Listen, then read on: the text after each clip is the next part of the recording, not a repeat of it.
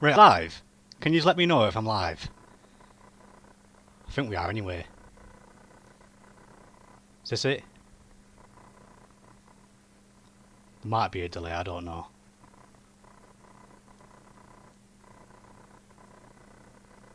We on?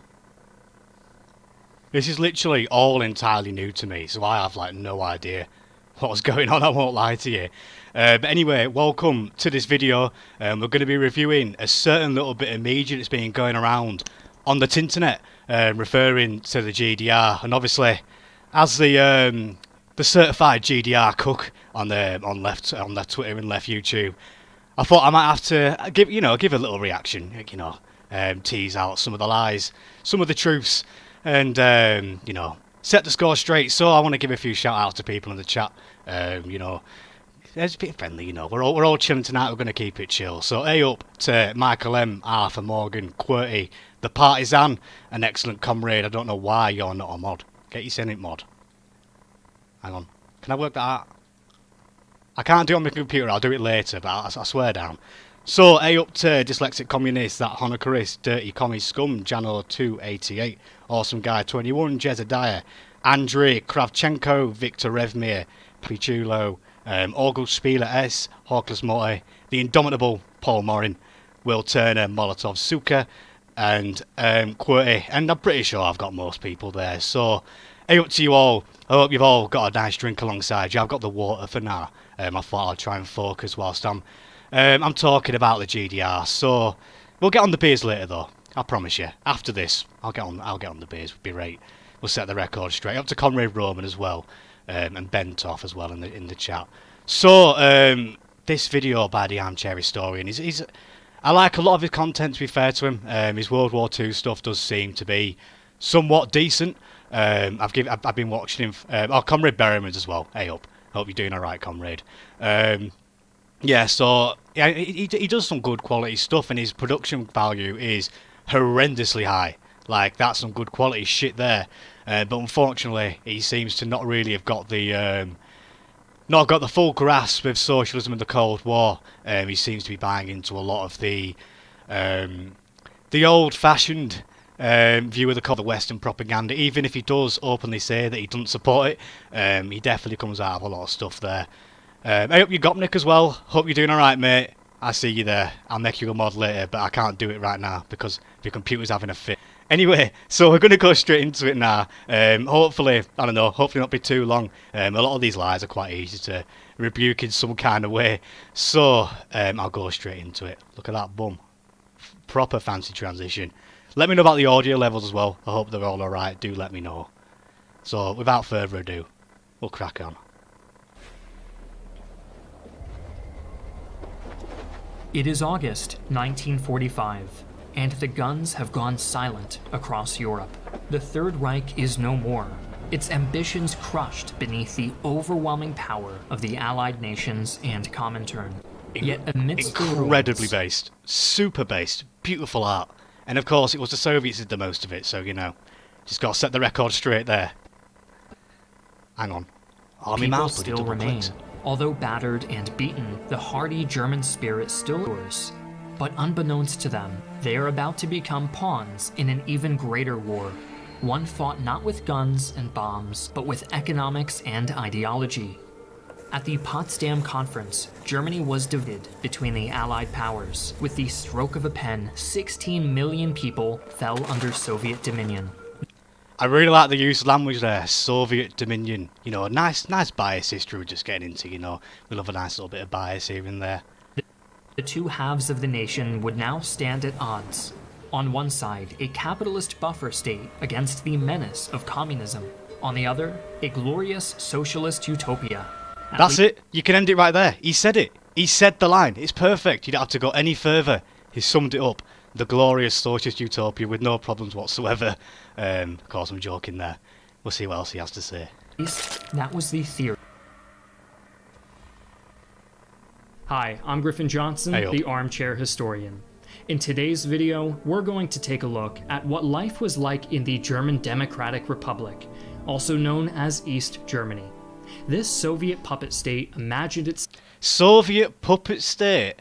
Oh, we like that nice little line there, you know, we love to hear a little bit of Soviet puppet state, because the West, obviously, the only countries that can be free, independent, and democratic, even though they're all being paid for by the Marshall Plan and US imperialism.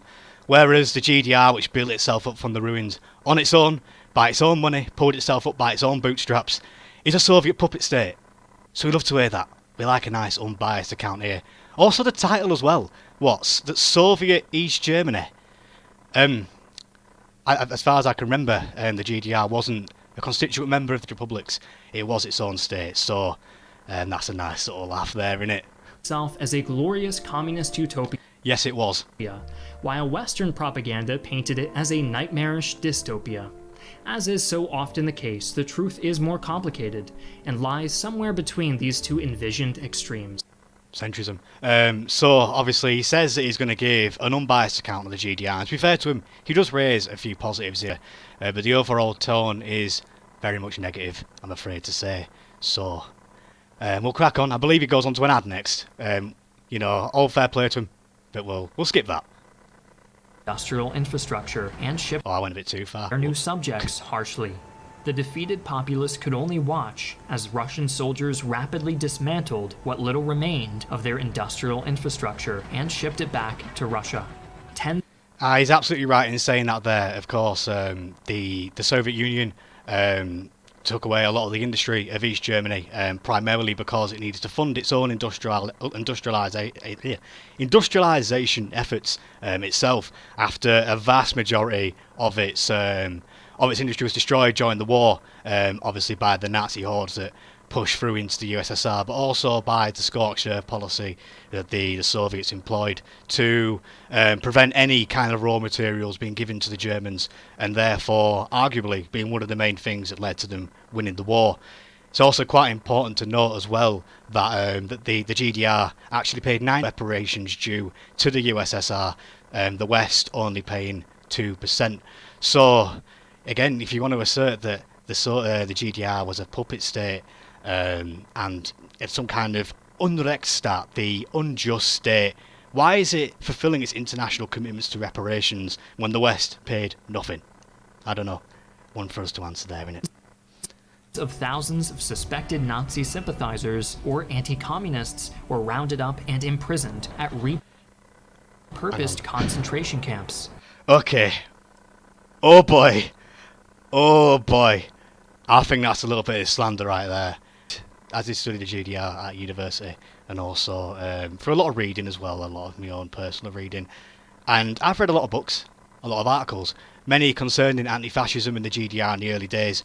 And not one time have I come across the claim that they repurposed Nazi concentration camps to put Nazis in and anti-communists. That sounds completely ridiculous to me. And honestly, if he does have a source to back that up, a primary source, I would love to see it. I want to see this, because I have not come across this once in my research, not one time. So I'm pretty sure that is very unsubstantiated there. There were in East Germany, there were fresh camps that enabled Jewish people to go to Israel. But these weren't concentration camps; they were migrant camps. Obviously, a lot of these people were had no homes. They were sold off to Nazis at the end of the day. So they had to be put into these migrant camps, and a lot of them went to Israel in the end. But these weren't concentration camps; they were completely different theories. The Soviets and the East Germans were not fake. They were not stupid. They realised that these concentration camps had intense symbolic value, and they wouldn't just throw people into that. So there's that. And also, if you do want to talk about locking people up for political purposes, I believe the West actually made the German Communist Party illegal, and actually locked up tens of thousands of communists in West Germany. And also the RAF, the Rote Armee faction, which was a communist group in the West, obviously persecuted as terrorists as well. So if you want to talk about locking people up and also Nazi heritage, you need look no further than the West. Simultaneously, the Soviets set to work laying the political foundations for a communist regime in East Germany. In 1946... So I have seen in the chat, just quickly, that there is a source for the repurposed concentration camps. I will look at that. Sorry. I completely apologise for that if I am wrong. I just haven't actually seen that in my own research, and I've done it quite extensive as well. So if I'm wrong there, apologies. Empires forcibly merged two German political parties, the Communist Party and the Social Democratic Party, to form the Socialist Unity Party of Germany, or SED. Yeah, of course, the SPD and the Communist Party of Germany were fused in 1946, and but this wasn't a forceful. Was the link a meme? Oh, for fuck's sake, was it a meme? Oh, I thought you had me there. Jesus, mate. You just dismantled my entire argument there. I'm not clicking that link. You can get gone. Sorry. Get gone. Anyway, I was getting back to talk about the SED. Yeah, so... for fuck's sake, it's a really good source to do one. Yeah, so about the forced, so-called, I'm doing quotation marks, the forced unity of the KPD and the SPD. This was not a forced decision. This was the natural consequence of, and this was the natural response to the 1930s, where Hitler came into power primarily because the left was incredibly divided. You know, you had situations where the Eisner Front, the Iron Front, the SPD paramilitary, and the Red Front, the Rote Front, the communist paramilitary, were brawling in the streets when they should have been uniting against the Nazis. So this was a natural decision taken by the two central committees of these parties to merge in the interest of proletarian unity, to make sure that the working class was never once divided again, and fascism would never again be given the chance to rise up in Germany. And also, as well, it must be said that the government of the GDR also consisted of many other parties. It also consisted of the Conservative Party, the National Liberal Party, the Farmers' Party, and also a party for rehabilitated ex-Nazis who were in the Wehrmacht or were low down in the Nazi hierarchy. So it wasn't just some kind of one-party regime. That's obviously a very tired kind of description of the GDR's government, and one that isn't reflected in reality. The SED was quickly purged of all opponents of Stalinism and was then installed. Stalinism, bruh. Yeah, so apparently there were purges. So, of course, there were people that would have been expelled from the new SED party, but that was because they were breaking democratic centrism for starters, or they were heading towards capitalist roads as well. And that is the natural response if you break party discipline, is it not? If I was in the Labour Party and I started going openly against Labour Party policy and voting against the Labour Party, would I not be expelled for that? I don't know. Seems pretty natural to me. They didn't just disappear as well. They didn't just go away. A lot of these people in other parties and also joined the mass organisation as well. They didn't just go away. As the sole ruling party in the new government. In October of 1949, the Soviets formally turned over political control over their occupied zone to the SED, establishing the German, air quotes, Democratic Republic, or GDR, as a new, air quotes, independent nation. We don't need the air quotes, it was. From the moment of its creation, East Germany and its people were faced with tremendous hardship. The western portion of Germany, namely the Ruhr Valley, had always been the industrial heart of the nation, left the GDR with almost no industrial capacity. Yeah, this is obviously completely true. The east of Germany was historically a mainly rural region. It was mainly the breadbasket for the industry in the west. You did have pockets of industry, such as in Berlin, where obviously there was a ton of industry, and also in Saxony as well, where there was also a lot of industry. I think BMW had plants in Saxony. I could be wrong about that. But yeah, it's very true that the Ruhr Valley was the main productive centre of Germany, and also one that was rapidly rebuilt as well. The East obviously had its industry, as we've already talked about in the video, sent to the USSR, and they had to rebuild industry from scratch, and they actually surpassed the productive capacity of the East of Germany before the war. So, you know, they had this initial shortage, but they rose from the ruins. Resulted in devastating shortages of most essential goods, and the population suffered from severe malnourishment, with only for a short amount of time. You've got to remember, obviously, that the farms were completely decimated, you know, obviously burnt as well. A lot of people were fighting to the death in Nazi Germany for their shitty regime. So yeah, I think you can give him a little bit of slack. Come on, for the few years after the war when the country was completely decimated. I don't know. I think that might be a bit unfair. Nothing available to purchase, laborers had no incentive to work, which caused the economy to stagnate even further. As the beleaguered citizens of East Germany struggled to survive, their former countrymen in the West were already experiencing economic recovery.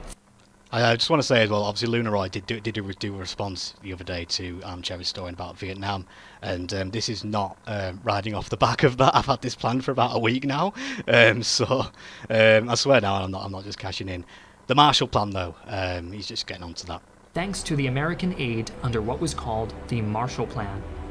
Thank you to the free money from the US. Free money. Thank you so much. It's funneled billions into Western Europe because they saw the rise of communist parties across the West. France and Italy were very close to communist revolution, and of course the KPD as well was slowly starting crushed by West Germany.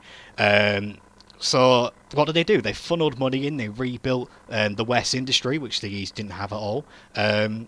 And this was very much a way to assert Western hegemony over, American hegemony over the West. And it was a way to cement their bloc.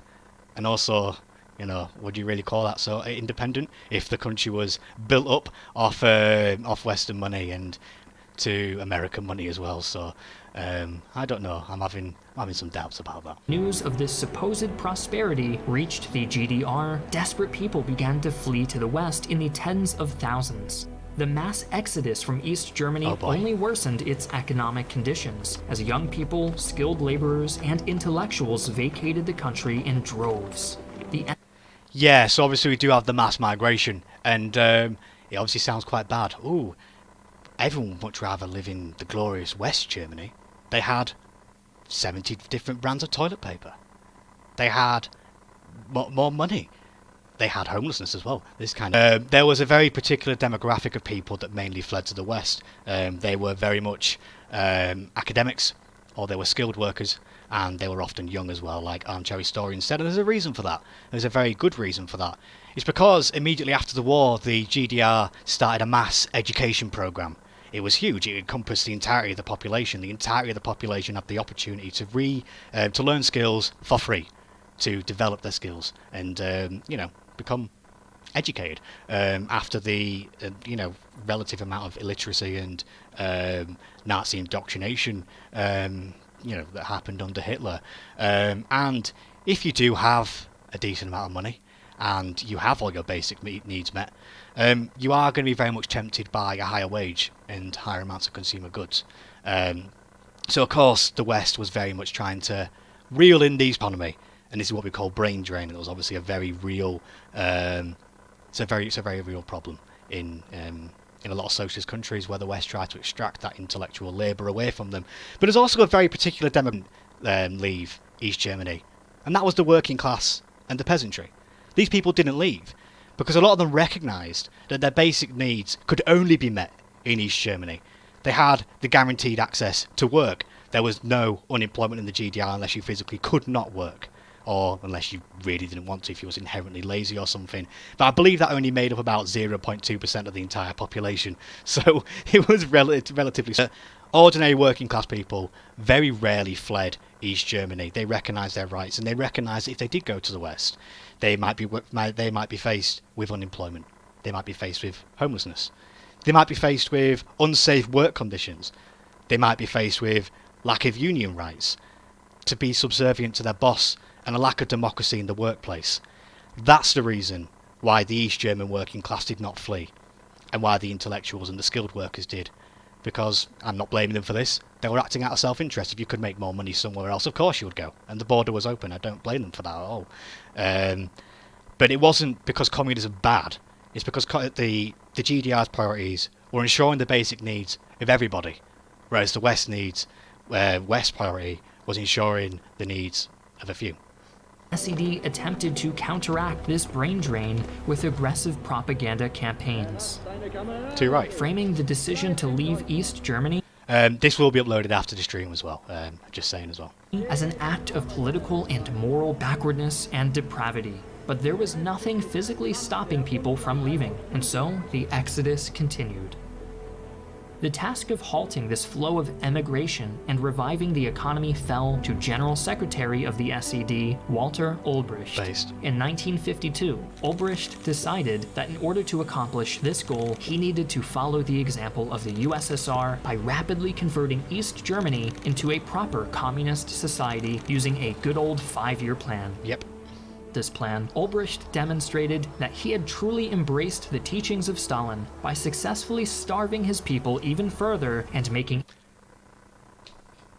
Bruh. What the fuck? Yeah, so there's this supposed claim about a famine that happened in East Germany, and again, as far as I can tell, there aren't any sources for this. There was no, the whole communism, no food, vuvuzela, no iPhone, 300 gorillion dead. Have you considered this, communist? Jesus Christ. So, it's actually so close to being pretty based. Walter Ulbricht did, of course, implement the 5-year plan, and this is what actually got East Germany back onto its feet. Again, it had no free money from the West. It was very much penalised by the USSR as well. And it was this 5-year plan that re-established East German prosperity. If they didn't have this 5-year plan, they would still be sitting in the ruins, and they would have most likely fell to the West much, much earlier. So Walter Ulbricht's plan did work. Of course, there was lack of resources for some time. But again, this country was war-torn. This country was devastated by the fierce resistance put up by the Nazis. So it takes time to rebuild these things. It takes time to restore food growth, crops, normal ploughing routines. It takes time. You can't just do these things overnight. Yeah, it takes time. And I think this is what we need to establish as well. And in time, there was nothing like this. Everyone had the basic needs met. They were quite comfortable, So that's just completely bullshit, I hate to say. And I don't recognise a famine happening in East German history. It's not something that I've ever actually come across in terms of my reading. So, I don't know. That sounds pretty cringe to me. Everything much, much worse. His attempts to collectivize agriculture led to disaster. Oh, and also as well about Stalin starving people, records and stuff as well. You're welcome to check them and have a look. And I believe that they actually state that the average Soviet citizen ate far more calories than American citizens. So I guess so much for the Stalin's glorious teaching to start starving his own people. I don't know. Food shortages and the high taxes on private enterprise caused those consumer goods, which had crept back onto the shelves, to disappear once again. The party tried to compensate for these new shortages by increasing worker quotas, requiring 10% more effort to earn the same wages. This last burden Yes, this did obviously happen as well. There was something called the New Turn, I believe it was called, and it was very much a short-term effort to increase productivity. It was very much there to what's the word I'm looking for? A short-term boost in productivity for the greater good later on. If it was the right move, no, I don't believe it was the right move. I don't believe that they should have done that. But there was a reasoning for it, It wasn't just the evil communists saying we're going to exploit you further. And of course, it did lead to working strikes, as I'm sure we'll come on to. Pushed people over the edge, and hundreds of thousands more fled to the west. In the summer of 1953, even after the Soviets had forced Ulbricht to dial back most of his collectivization efforts, a workers' strike broke out in East Berlin, which quickly grew into a protest demanding free elections and other reforms. Yeah, so 1953, obviously a very complex situation. I briefly described the situation there that led up to it, and it was the the need to a short-term boost in production just because there were shortages, and this was obviously apparent. It began with worker strikes in Stalin Alley, and when it was the worker strikes by the GDR state, they were willing to reconcile with them. It was when there was obviously clear evidence of Western infiltration into these movements, and the demands for the fall of socialism started coming around, that there was the violent response to it. I don't believe the violent response was right. I don't justify that. But in the face of Western aggression, when it was very clear that these strikes had been subverted from economic reforms under socialism to the downfall of socialism, you can understand why they had to do something about it. And also, again, I refer to as well that example of the West German government clamping down on communists and imprisoning them. Tens of thousands were imprisoned. And of course, do I even need to mention McCarthyism as well? During the Cold War, which this was, if someone is threatening the security of your state, there's going to be action taken against them at the end of the day. This is not something that just the evil communists do. This is something that was fairly universal. And was it right? I don't know. I don't think it was, personally. But there was a reason for it other than just GDR crushes democracy. Forms. The movement soon spread across the country, and within days, 340,000 people were protesting in every city and almost every large town in East Germany.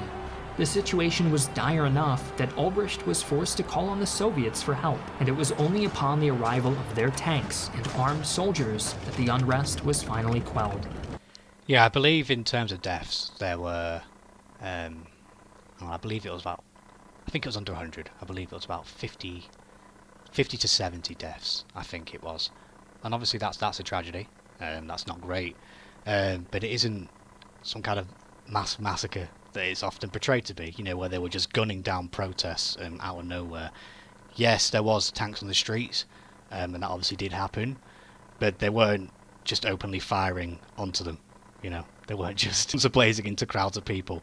And of course, that's the way it is. When protests turn violent, they tend to be met with an armed response, and that's what happens. Sadly, it's not just something that only happens to communist governments. Bye, Berrimans, anyway, as well. It's been nice having you around. And so migration to the West continued. By the beginning of the 1960s, nearly 4 million people had fled the GDR since its foundation, representing over a quarter of the country's original population. Party officials tried several tactics to keep people from escaping, including fortifying their border with West Germany. But citizens continued to flee through Berlin. Due to its unusual status as a single city divided between Soviet East and Allied West, it was difficult to stop people from crossing the border, turning the former capital into a city-sized loophole through which over 90% of the migrants fleeing to escape. By 1961, the party had had enough and finally decided to close the border with the construction of the Berlin Wall. This 156-kilometer or 97-mile barrier affected all of East Germany from the west. Where nearly 4 million had escaped since 1949, only 5,000 more would manage to escape. Yeah, so the 4 million figure is very much not true. You can actually check the actual the statistics of it, and also countering in as well the people that returned from West Germany. A lot of people went to West Germany and actually came back as well. That's not talked about at all, that people actually returned. It wasn't 4 million. It was much, much less than that, and that is ridiculous use of statistics there. I believe you need to check your sources on that front, although you do only happen to have 3. So I don't know, maybe a little bit of wider reading might be necessary there. But of course, yes, there was the mass migration, which I've already talked about. That was obviously a factor. But very few things in history are monocausal. Very few are. And it wasn't just an evil, scheming move by the East German leadership to lock in its people and separate families. There were very real reasons why the wall was built, and it wasn't just migration. One of them was obviously the fact that Berlin was not a natural... The Berlin border was not natural. I mean, could you imagine, and obviously in Britain, could you imagine if London was divided in half and France owned half of it? Half of London is just owned by France. But then imagine this is like during the Napoleonic Wars, when these two countries are openly hostile against each other. You can begin to see how that is just not a normal situation. That's just not how countries are run. And especially when that border is open, and you have tanks facing off against each other all the time. There were numerous border skirmishes, and there was several threats of World War III coming if this border remained open. It was too much of a threat to national security. And also, I believe there was a Bundeswehr general who reported in a Munich newspaper that German reunification could only come through a victorious troop of the Bundeswehr marching through the Brandenburg Gate with flying flags and playing music. And that was only done a month before the wall was built. I don't think it was a coincidence. A month after a Bundeswehr general was implying that he wanted to invade East Germany. I don't think that's coincidental whatsoever. So there was very much a national security threat, and both sides recognised that once the wall was built, it was much easier to preserve world peace.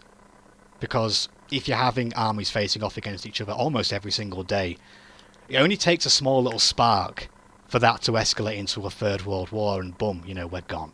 Simple as that. So there was very much the national security threat, but there was also the economic threat as well, that being the East and West had an open border, but the West had actually embargoed East Germany, and it was something called the Haustein Doctrine, which meant that if any foreign country recognised the right of the GDR to be a country, to be an independent state, they would disavow that country, cut connections, cut trade, cut everything.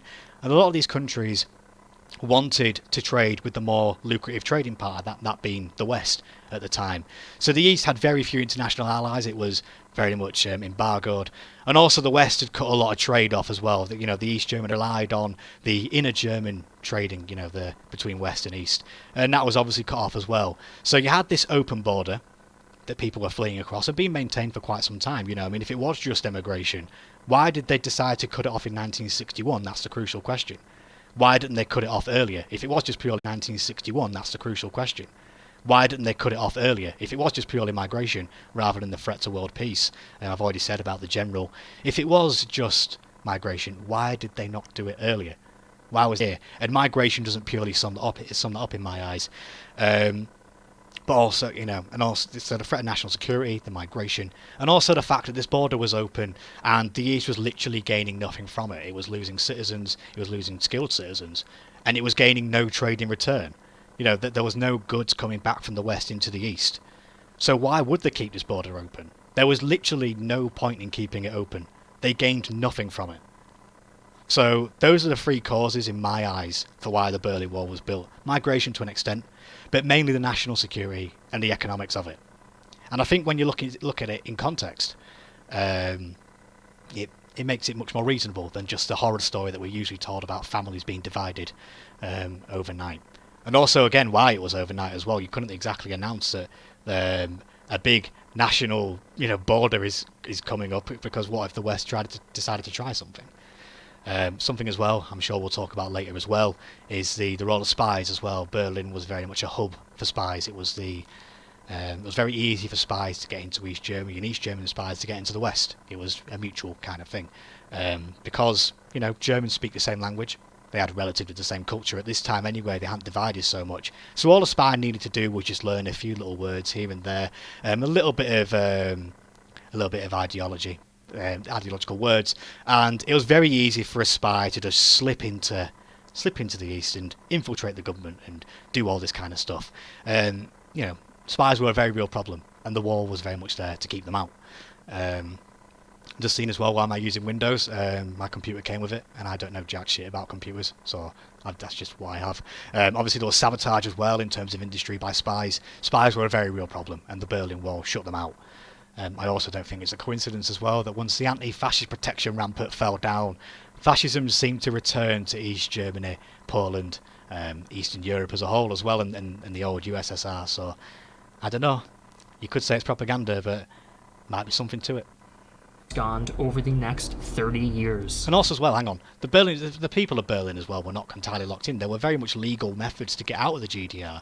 Yes, it was a very long and bureaucratic process, and it was a pain in the ass. But there were ways to get out. You know, you could leave. It didn't have to be by leaving the border, and also crossing an international border, you know, between two hostile blocks, is inherently a dangerous business. You know, so I think the view that everyone was locked in the GDR was wrong. As the 1960s progressed, quality of life slowly improved in the GDR. After losing a quarter of their number, the remaining population of the nation slowly realized that there was no longer a shortage of housing or jobs. Production of consumer goods and strategic resources gradually increased, and by the end of the decade, East Germany had the richest economy in the Eastern Bloc. Absolutely, yep, he's completely right in saying that. I disagree with very little there. There was a policy as well at the time in 1960 as well to try and actually overtake the West I don't think it was the right line to take. They very much bought into the consumerism. But, there was that policy there, and if there was, if the economy stayed good, they might well have overtaken them. The East German economy was growing at a much larger rate than the West economy. I believe like 2 times more at some point. It was coming from a smaller basis, obviously, but the growth was massive in this time, and the 60s were a very prosperous time for the GDR. But while more goods were being produced, not everything was consistently available. The government... Is someone abusing mod power in the chat, by the way? What's with all these people being binned? What's the reason for that, then? They can't be having purges in this place. You'll give me a bad reputation. Was in control of all production. The resulting fluctuations led to massive lines outside of stores and the widespread hoarding of common goods. Those without access to hard currency from the West were subject to the whims of the party's economic planners, and often had to wait months or even years for certain goods to become available. For example, those wishing to purchase a sleek, stylish, high-performing East German automobile would have no trouble paying for it, but they would have to wait up to 13 years to actually receive their... Oh yeah, Trabant time, and also no toilet paper. Meme, good meme, no toilet paper. And there was, obviously, toilet paper. That's completely... There were obviously took times where production was short, but again, the GDR was under immense economic pressure. It was embargoed, and production had to be prioritised in other areas at times. But the whole no toilet paper is a complete bunch of crap. So, and also the Trabant as well, the classic Trabant meme. Why did it take 13 years to get a Trabant? You didn't really need a car in the GDR, and this isn't mentioned here, but public transport was almost universal in the GDR. It was very public transport was either free or very heavily subsidised, so you could actually get about. And also as well, when the GDR started building new cities such as Eisenhüttenstadt, or there's a place out Berlin, I can't remember what it's called, Malzahn or something like that. Sorry if I completely butchered that, I just can't remember the name of the city. But yeah, so these new cities were designed in a way so that with your house, everything you ever needed was within 500 metres of your house. So schools, shops, public transport stations, also kindergartens, your workplace, all within 500 metres. So you didn't really need a car. All your basic needs were met within 500 metres of your own house. And this was by design as well. So they didn't actually put the... people didn't actually... the GDR saw no need to put the effort into building a massive amount of cars when you just didn't really need them. Cars were only really necessary when it came to, going on holiday into the countryside to your Dakar or something like that. But again, public transport usually got you there, and you usually went on holiday as well in your workplace. You would you'd get on a bus or something like that, and you would go camping or to the holiday homes. So you don't need a car that much, and that's because of the massive investment into public transport. I'll probably talk, Martin Barakov I saw there, I'll definitely talk about public transport more in depth. This is just something that kind of came into my mind as I was watching this just then, something I read about. But I will talk about it in depth because the East German model of public transport is something that still actually lives on quite well in Berlin today. You had your... you still have trams in East Berlin, for example. You have very well-connected undergrounds and bus services and everything like that. The need for a car just wasn't there. Vehicle. Despite the long waits, standards of living in East Germany did improve significantly in the 1960s, but unrest and opposition to the communist government remained. Despite ongoing discontent, there was never another widespread rebellion like the 1953 uprising and began to collapse. This effective suppression of unrest was all thanks to the Ministry of State Security, also known as the Stasi. Okay, do you mind if I take a glass of water? Because I'm getting pretty fucking dry, talking about this, hang on.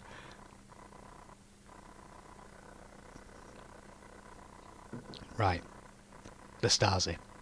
Boy. So first of all, I just want to address the question of why was there no massive protest like in 1953? And I think Mary Fulbrook really does explain this quite well in her book, The People's State. And she's not a communist. She isn't a communist. She's very much kind of social democrat to some extent. She does a very excellent balanced account of the GDR, recognising its flaws and its positives. Something that this video doesn't really do so well, it must be said. I recommend reading it. So why was there no mass uprising in East Germany if there was supposedly this massive amount of discontent? Her thesis is that the GDR was a participatory dictatorship, meaning that every single aspect of public life was run by the people. There were the mass organisations to cater for the trade unions, for women, for young people, and these were democratically represented in the Volkskammer, and also people's voices were listened to in terms of Eingaben as well, which were letters you could send to any minister asking, sending a request, and it would be listened to. It's very, very worth reading. And this view that people, although they might not have agreed with everything the GDR did, they felt they had some kind of say in it, is one of the reasons why there was no massive 1953 style protest, again, until 1989. And that's because people within the system up until the 80s, where things started to change again and kind of went to shit. And then of course you do have the Stasi as well, but we'll let him say something. The Stasi was one of the most feared secret police forces in the Eastern Bloc, and between their founding in 1950 and their dissolution after German reunification, they carried out one of the most extensive mass surveillance programs in the pre-digital age. They employed over 170,000 informants among the civilian population, although some... Yeah, so with they called them unofficial contributors or something like that. Inoffizielle Mitarbeiter, I think is the German for it. So there were... the 170,000 figure sums up they weren't there at any one time. This was over a process, and it was very common for Stasi informants to be hired and fired. They were used as and when they were needed. There weren't 170,000 people there at every single time. They couldn't sustain that. And I believe as well, when it actually came to the percentage of the population that was in the Stasi, it was about 2% of the population were affiliated to the Stasi in some way. I'll raise you the question of how does 2% of the population monitor 100%? And that's because the Stasi activities were very much directed into focused areas. So for most part, if you was an ordinary worker, you would never encounter the Stasi once in your life. They just weren't a factor for you. And this is reflected when it came to 1989 and the initial poll, what was the main cause of why you wanted East Germany to fall. The Stasi polled very, very low in that list. Sorry, I lost my voice there for a second. I've been waffling for a while. They polled very low in that list. The main thing was travel restrictions, and that's completely fair enough. But the Stasi was not a major fixture of everybody's life in the GDR. The Stasi was very much focused onto factory leaderships and also what's it called? Also, the leadership of political dissidents, you might call them. I'll let him speak on for a little bit more. I'll talk about their role in crushing dissent, so-called. Estimates suggest there could have been as many. There were Stasi agents in every apartment building, every factory, every hospital and university, watching and listening for any sign of subversive or anti-communist behavior.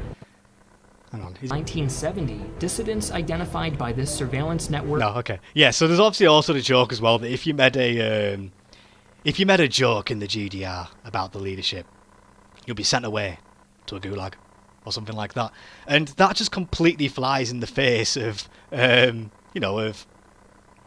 East German culture. A lot of East German jokes were very much centered on dark humor, gallows humor. They were very full, and also very often critiquing the government as well in their jokes. That was the East German culture. So to imply that if you said a bad word about the government you'll be taken away is completely flying in the face of what we know about East German culture. And again, you might know a little bit more if you actually read up on your sources a little bit.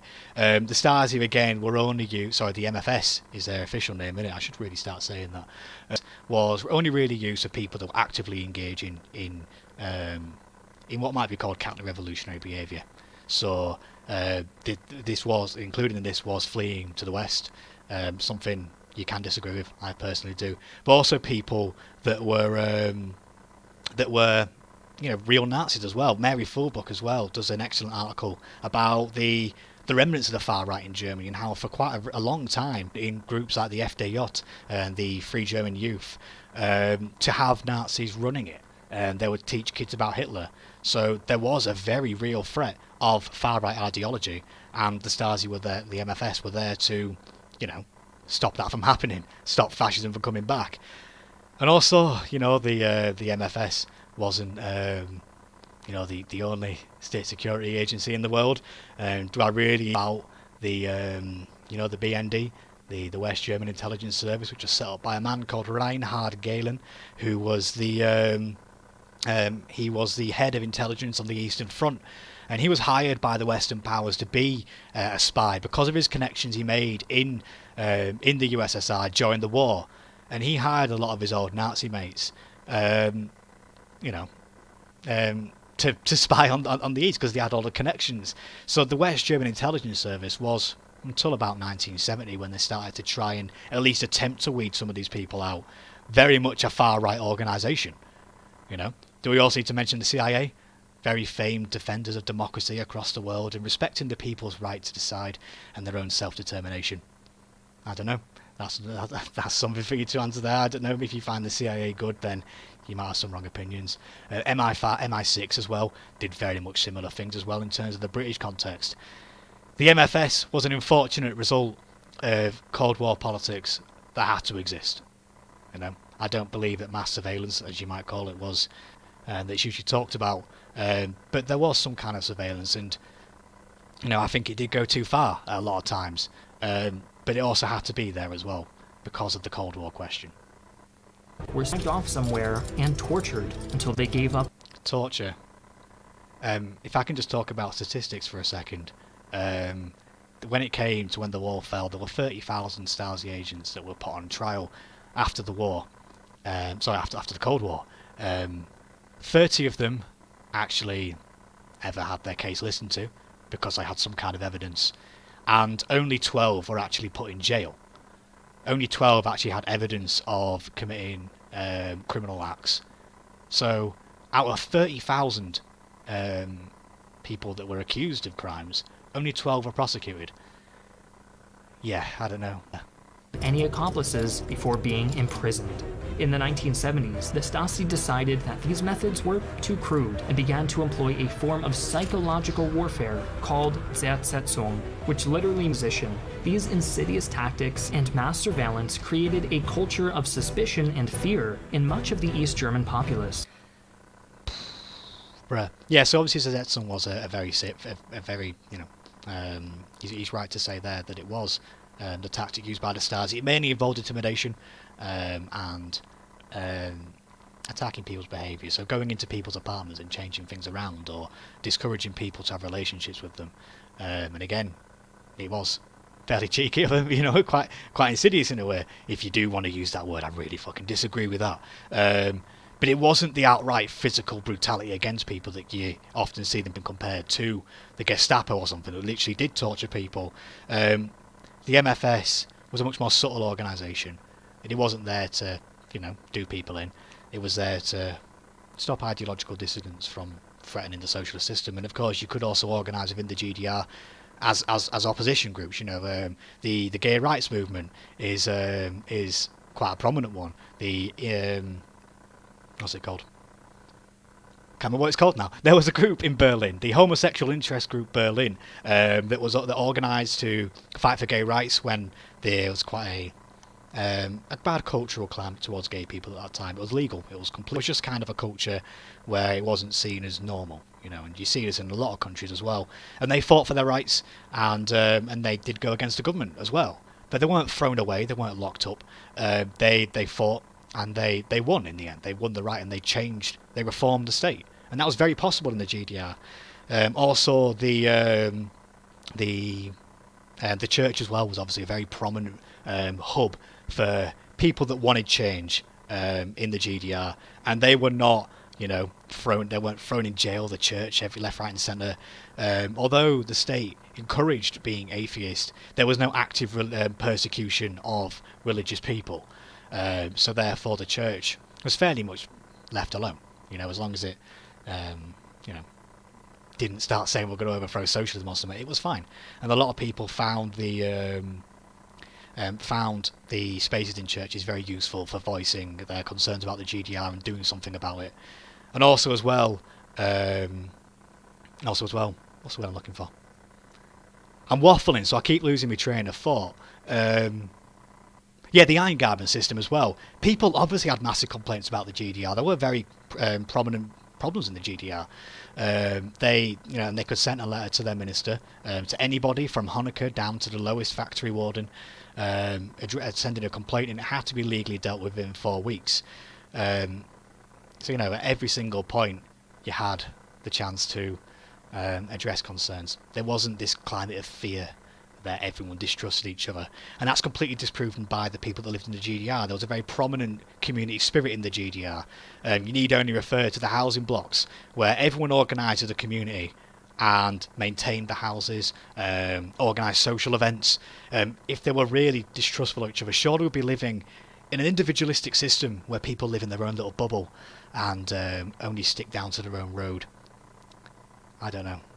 That sounds pretty similar to the life that we live right now, doesn't it? Screw everybody over, look out for yourself, as Margaret Thatcher might say. I'm pretty sure this might be some kind of projection here, but there was a very strong community spirit in the GDR, and it's something that a lot of them want back. The eyes of the Stasi were everywhere. Despite this pervasive fear of Stasi surveillance and harsh state censorship, a vibrant and distinct art and material culture flourished in the GDR. The identity that developed within these restrictions was defined largely in opposition to the West, emphasizing the ways in which the people of East Germany were distinct from, and of course superior to, those in the West. Movies and plays produced by the state-owned studios and theaters celebrated the ordinary working-class heroes of socialism, along with brave underdogs who fought against fascism and imperialism. Yep, he's absolutely right there. There was obviously a very prominent culture scene in the GDR. That was they actually had a culture league as well that was represented throughout the GDR. And it was a hub for intellectuals to share ideas and promote their culture and get well to actually pursue that. Whereas a lot of artists in the West may not have the money to become artists. They might not have the money to fund their artwork. The GDR provided for people like that and ensured that the art world was not just something that was very much elitist and confined to the middle classes. It was something that was available to all if you wanted to pursue it. And the GDR, obviously, you had people such as moving from the west to the east, a very prominent playwright and someone who's a really interesting character you can read a lot about. There was also a number of films that were produced in the GDR. One of the most interesting ones is Coming Out, that came out in 1989, in the year that the wall fell, being one of the first films to actually depict a gay relationship in a positive light. They had a very prominent sci-fi scene. There was a huge amount of culture, and it's something that I do want to talk about as well. And it's something to assert as well. Socialism liberated people when it came to art. They had very prominent freedom of expression. What was that? Bloody hell. I got a ring. Bloody hell, tar. Cheers for that, Chief. ASDF. I'll come back to you later. Sorry. I missed it. Can't see it. Never mind. We'll crack on. Yeah. Where was I at? Culture. Culture good. Culture based. The GDR is a very good hub for culture. And I'll crack on. When it came to women's rights, East Germany rejected the traditional gender rules still enforced in West Germany in favor for greater autonomy for women in marriage and in the workplace. Birth control was more widely accepted and available, and women were encouraged to participate in the workplace rather than remaining at home. This anti-West... Base as fuck, Mark Corrigan in the chat as well. Give him a thumbs up. Obviously women's rights as well, a very prominent feature of the GDR that I just talked about in my last video. Obviously I know Mark Corrigan, he's a mate, he's based. I talked in my last video about women's rights in the GDR. So they had the right to equal work from day one. There was no pay differentials from the Soviet occupation zone. Also as well, there was so women were very much encouraged to go into the workforce. There was also a huge number of reforms in 1950 to enable freedom of divorce as well, give people equal rights when it came to divorce, and just generally equal rights in the private sphere. And if you compare that to the West as well, when it came to women's work, a woman couldn't actually freely work until 1976 if it interfered with the household duties, whereas women could do whatever the hell they wanted pretty much from 1945 in so there's that.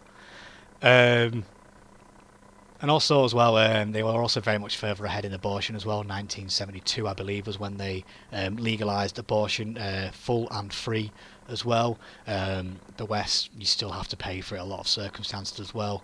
If you want to know more, check out my last video about women in the GDR. I'm a little bit more structured there, I suppose. I'll crack on. Western pro-communist cultural movement took hold most strongly among the older generation, while the youth, as they often do, chose to rebel. In the late 1970s and 80s, as the governments of both German nations were conciliation and greater cooperation, cultural influences from the West began to seep in and catch on with the younger generation. Punk and rock music became popular, and tech-savvy teenagers became fascinated by Western video games. This created a cultural divide in the... Mark Corrigan, fuck off. Yeah, about youth culture as well in the GDR. There's a really good article that was put out called Punk, Gegen, ʻHärte, which was, I think that's... oh no, don't actually hide him, he's alright. God, I didn't mean to get purged. Bring him back. Yeah, so Punk, Gegen, ʻHärte, which is talking about the scene in East Germany. And it basically comes to the conclusion that it was very much overemphasised by history because... God, I'm reading the chat and I'm getting distracted. Yeah, so the punk scene was very often overemphasised in the in Western accounts of the GDR because it was a quite open GDR sentiment, you know, the punk scene. But its actual membership was very small. You know, it only had about 2,500 punks in the GDR at most. Whereas it's often portrayed to be the vast majority in East Germany were punks or something like this. Obviously a very important subculture, and it's something that you can talk about as well and discuss about the ways that young people organised. But to say that everybody was this kind of, you know, anti-socialist that was young, it just isn't the truth as well. And also bearing in mind as well that a lot of the young people in the GDR did also grow up with a lot of the rights that the older East Germans had to fight for, you know. So they were brought up with the universal right to employment, the right to have a house, and democracy in the workplace as well. Sorry, is it buffering? So my Wi-Fi is really shite, so you know. I can't really do much about that, I'm afraid. Sorry. Yeah, so obviously there was a lot of youth dissonance as well because they didn't kind of realise... they were very much portrayed an idealistic view of the West. It was very much shown on the TVs, the opulence of the West and the massive amount of, you know, the massive consumer culture. Whereas when the wall came down, they realised that not everything was the same as it was shown on TV. You know, homelessness was never shown on TV in West Germany, and it never existed in East Germany. So, you know, they never had these kind of connections. And I think that was only something they realised once the wall came down, and that's very much reflected by statistics as well. With, I think it's population in East Germany now feeling like second-class citizens. So does that, you know. GDR, with the old guard still stubbornly in support of the communist system that if kept Mark Corrigan keeps chatting shit, then yeah, you can purge him for like a little bit of time. them fed, sheltered, and employed, while young, educated East Germans grew more and more fascinated with the West and opposed the status quo. By 1989, discontent with the communist policies erupted into widespread protests for the first time since 1953, and this time the Soviet army was in no position to intervene. In November, the Berlin Wall was taken down, and the SED abolished the provision in the Constitution guaranteeing communist control of the government. The following year, East and West Germany were formally reunited. I should really talk about 1989 really, shouldn't I? Yeah, so the main spur behind 1989 was a backlash against travel restrictions and also the increasing marketisation as well that happened in the GDR. Towards the 80s, the GDR leadership became almost kind of bankrupt. They were conceding to the market. They were seeking money from dodgy sources as well. It wasn't good shit, you know. The GDR had taken a very bad turn from the 1980s. And also kind of partially inspired by the Soviet Union as well when it came to Gorbachev and the like of that. So a lot of these protests, the Noise Forum was a... sorry, I'm reading the chat and it's going to shit. Yeah, so a lot of these protests, the Noise Forum, were looking for a reform of the GDR, not its abolition. What's he said? Jesus. Mark Corrigan, shut up, mate. Yeah, so 1989, it was all very much reforming socialism. The immediate demands were in terms of easing the travel restrictions. And it was only later when the wall came down, when the West started to pump a lot of money into the so-called free elections of 1990, that the demands for reunification started to come in. I always refer to a sign that was called it's the sorry, I keep looking at the chat, it's distracting me. Mark Corrigan is not an anarchist, at least I hope he's not. Yeah, so the so-called first free elections of the GDR, beforehand, super chat. I don't know, why is there no super chat? Look, I don't know what I'm doing when it comes to this kind of thing. Can I add something? Look at this, behind the scenes. Is it something there? The jar? Anybody know Streamlabs?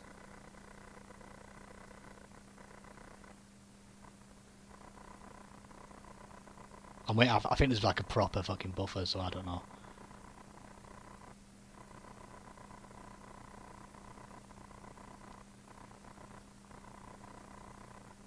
Oh, is it a YouTube feature? Ah, right, okay.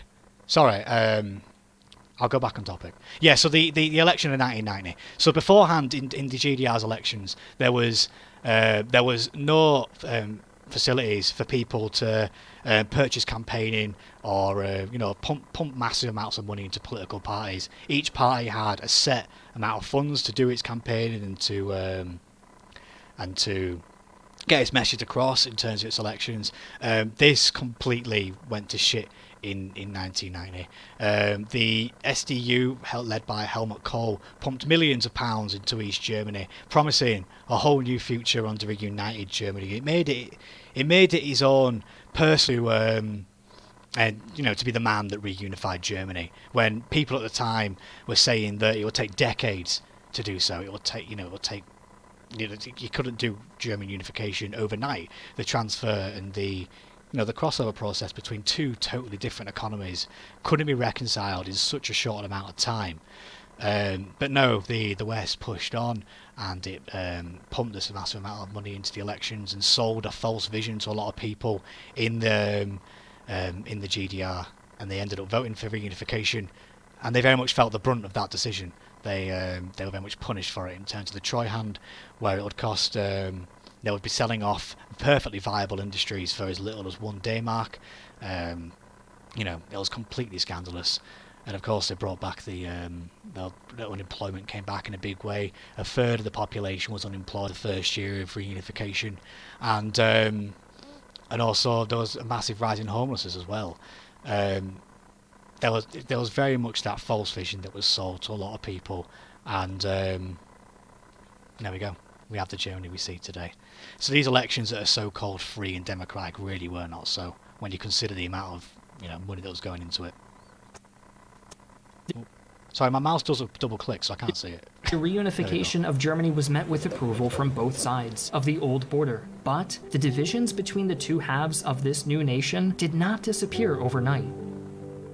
Many factories in the East were closed, and widespread unemployment reappeared for the first time in decades. Yeah, there we go. For many, particularly less educated men who had lost the stable jobs they'd enjoyed in the communist era, there was a sense that the West had finally won, and the East was now getting left behind. Yeah, absolutely. Fair play to him. He did mention it. Even to this day, but he also didn't go into the explicit detail of what life was like after reunification. I think that needs to be explained a whole lot more, because the absolute devastation that happened after the fall of the wall is not talked about enough, and just a few sentences here and there doesn't give it the full weight that it deserves. You know, this was people's livelihoods decimated for decades. They still haven't recovered now. You know, wages still aren't equal in West and East Germany. In a reunified Germany, wages still aren't equal, and this might explain as well why there has been such a turn towards the right in East Germany, because there's been there's been no alternative for them. You know, they've been very much abandoned. The left has sadly not been as organised as it was back in the day. The centre ground and the right wingers have abandoned them, and the only people there, was the far right. It's a false vision. It's a false hope for these people. But there we go. That's the sad reality that we live in. And it was the fall of the wall and the rapid rate of capitalist restoration and the complete lack of care for people's lives that's led to this very sad situation that we see today. Many Germans in the East feel a sense of nostalgia for the days of the GDR, when everyone enjoyed, if not prosperity, at least stability and solidarity within the communist system. While most historians acknowledge that East Germany was a repressive dictatorship, there are still Germans today who remember it fondly and identify more as East Germans than Germans. As always, it is impossible to simply classify a nation or its people one way or the other. Yeah, that conclusion there would be nice, but you know, he hasn't shown that throughout the video. He hasn't shown this balanced perspective of what life was like in East Germany. It very much conformed to a lot of Western propaganda that was propagated in the West without any kind of basis in facts. I think we need to focus on a lot of the new historiography that's come out. If you're going to talk from an academic context anyway, a lot of the new histories that have come out about the GDR since the fall of the wall, and you have to address those viewpoints and also actually listen as well to the people of East Germany, the people that lived through it and the people that did love it. You know, the people that enjoyed, well, maybe not loved it, but recognised their life was better there. So, and I think one of the best mediums for that is the Das andere Leben series. I'll link it after the stream. It's interviews with a lot of people that lived in the GDR and saw it firsthand, the socialist system, and it's there, and it breaks down a lot of these false, these false assumptions about the GDR. That are so pervasive in the media today, and like have been propagated here as well. I think we have to listen to the voice of East Germans and the people that live there now, and what's the word I'm looking for? And live there now and see the horrors of what have come from the fall of the wall. Listen to the people's voices and listen to the new historians. Not the people from 20 years ago, like 40 years ago or something, or throughout the Cold War. The people that are writing today. What's this about that? GDR wants to speak. The actual country, the GDR wants. Can I pick up the phone or something? Is he calling me?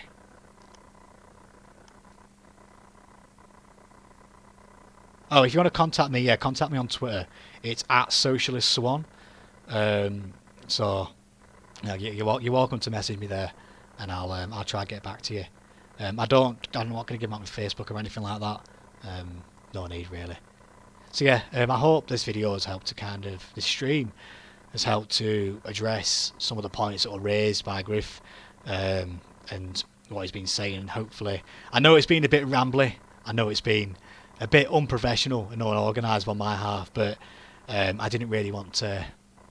I don't have a lot of time So I didn't want to spend ages making a very prepared video. I thought I'd just chill, have a chat with you lot, and get my points across. And I hope it was at least worth something to you as well. Sorry I stopped a lot of the time through it. There's a lot to cover, a lot to unpack there. I know what you want to say. You want me to say poggers. The DDR was poggers. How about that? And you're all my little pog champs. There you go. Anyway, I'm done with the video section now. I'll get rid of this crap. Oh bollocks! I didn't mean to do that. Right, I'll put it onto there. How about that? If you stay with me, I'll get a drink, and we can just have a bit of a chat if you want, yeah? If you want to do that. We have some. If I see some approval there, I'll go get a drink and we'll have a little bit of a chat. Lots of based and poggers in the chat. Very based. Very epic.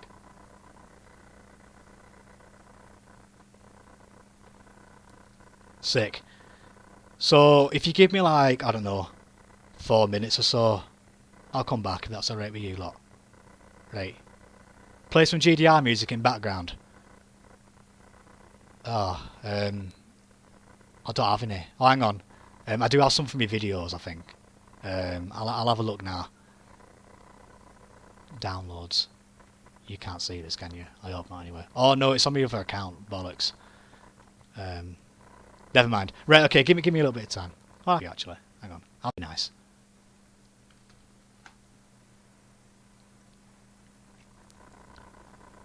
Any suggestions?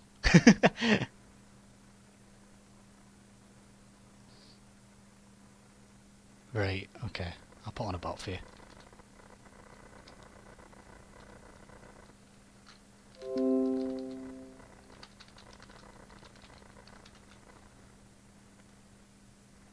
I'm kind of scared about the volume of this. Hang on.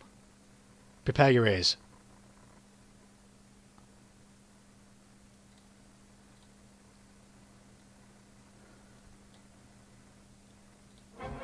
How's that? Oh, for fuck's sake.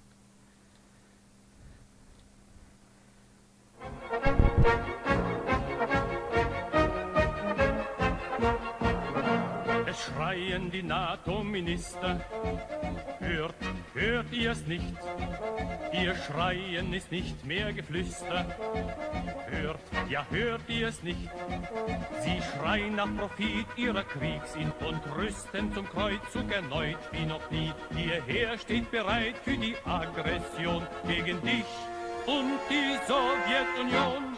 Arbeiter, Bauern, Feldherr, die Waffen, euch ist es heilige Pflicht, dass sie die Verbrechen beginnen, das Volk ihre Waffen zerbricht.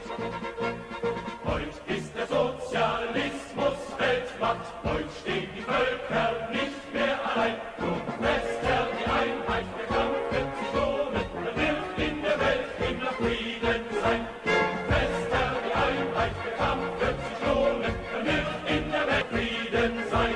Es schreien die US-Strategen, hört ihr es nicht? Sie schreien nach neuen Raketen. Hört ihr es nicht?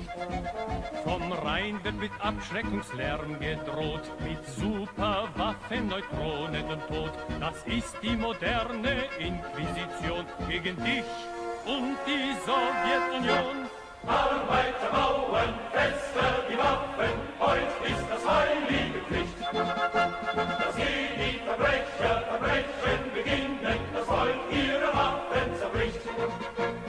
Euch ist der Sozialismus Weltmacht, euch stehen die Völker nicht mehr allein. Und Fester, die Einheit, der Kampf wird sich lohnen, dann wird in der Welt immer Frieden sein. Fester, die Einheit, der Kampf wird sich lohnen, dann wird in der Welt immer Frieden sein. Aus Washington schreit es Sanktionen. Hört ihr es nicht? Embargo, Bestrafungsaktionen. Hört ihr es nicht? Das alles im Namen der Menschlichkeit. Sie sind für Profit zu allem bereit. Es rüstet die schwärzeste Reaktion gegen dich und die Sowjetunion. Arbeiter, Bauern, Fester, die Waffen, euch ist das heilige Pflicht. Dass sie die Verbrecher Verbrechen beginnen, das Volk ihre Waffen zerbricht. Heut ist der Sozialismus Weltmacht, heut stehen die Völker nicht mehr allein. Drum fester die Einheit, der Kampf wird sich lohnen, er wird in der Welt immer Frieden sein. Drum fester die Einheit, der Kampf wird sich lohnen, er wird in der Welt immer Frieden sein. Right, I'm back. Was that alright? I hope you all looked after yourselves whilst I were gone. Cheers everyone, got a pint of Guinness now, so here's to a nice little Q&A. I don't know how long I'll go on for. I'm home alone right now, so I can just kind of go on for however long. Get me started on any kind of topic and I'll whittle on. What's this about getting armchair? Hey, this isn't a radio station. That was just me going for a break to get a drink. Is that alright?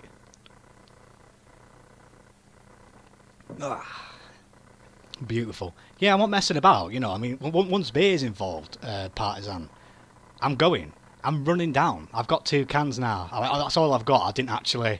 it wasn't perfect time. I'd actually been there for about 30 seconds before the song ended, and I thought I'd let it play out before I came back in with my voice again. Hang on, another drink.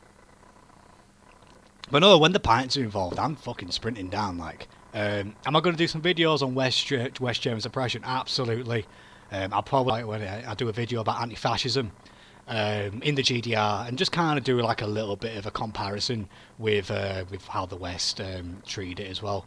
Am I a member of a party? Absolutely. I'm a member of the Communist Party of Britain and the Young Communist League. Incredibly fucking base work. If you actually want to get involved in a Marxist-Leninist party in Britain, then the Communist Party is absolutely there for you. We combine the theory and the practice. We've been doing absolutely brilliant work when it comes to organising the communities. So we've been doing food drives for the homeless, for students that are being locked in, and for food banks as well. And also, you know, comrades in Manchester were crucial in the fight for reducing the tuition fees there.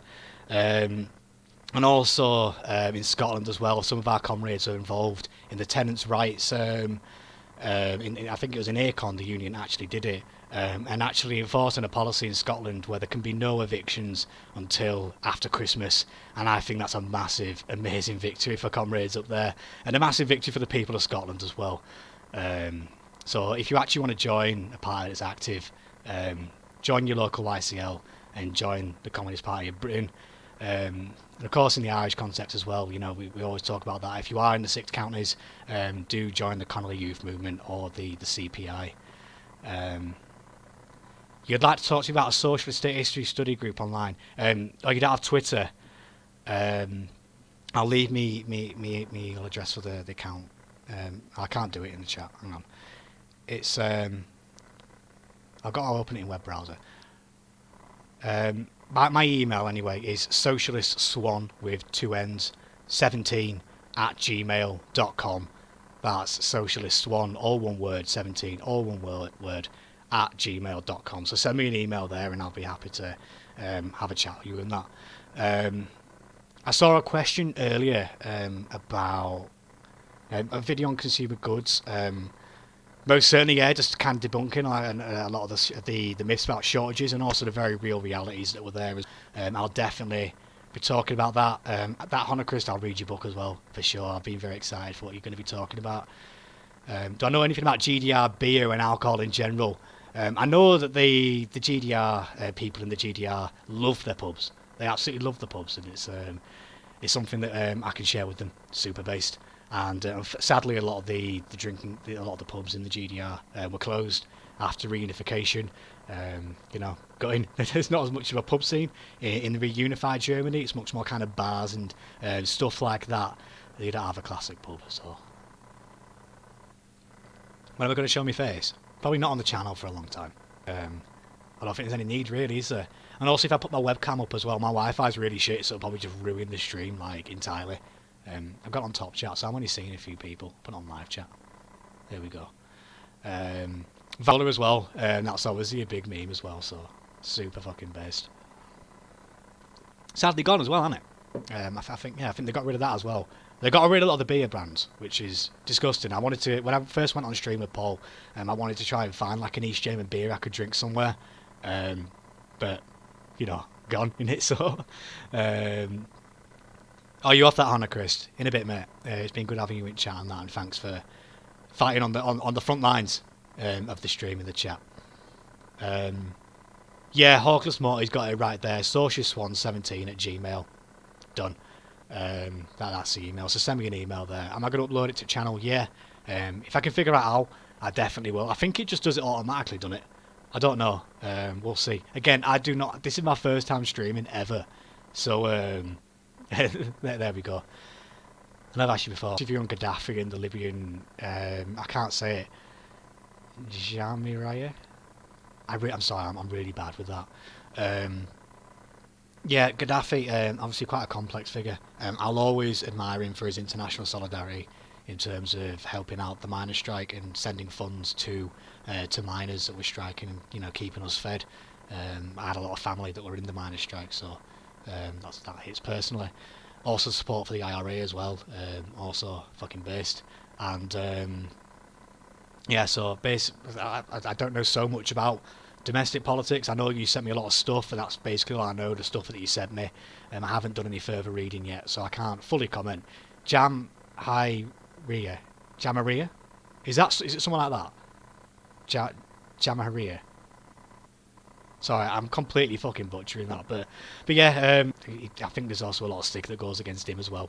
And also fuck Obama, yeah, you can get gone. Thoughts on Mao Zedong and the People's Republic of China, based. I'm not going to go into China though, massively. Oops. I also saw a comment earlier, I think it was Martin that commented it, asking, will I do videos beyond the GDR in Ireland? Definitely, yeah. Obviously talk about them a lot, because my personal knowledge is in the GDR and Ireland. So, you know, I'm doing my dissertation in Irish, in the Irish Land League of 1879 to 1882. So expect a few things in Ireland, and obviously the GDR as well, is where I've crafted my niche a little bit. But I do also have plans for talking about a bit of Yorkshire history as well. Probably the miners' strike, definitely the Battle of Holbeck Moor, which came a few months before Cable Street, and it was like the leader of the British Union of Fascists came up to the north, thought he could organise there, and he could fuck off. You know, we gave him met him with 30,000 socialists, a thrust stone that gave him a scar under his eye that he never forgot.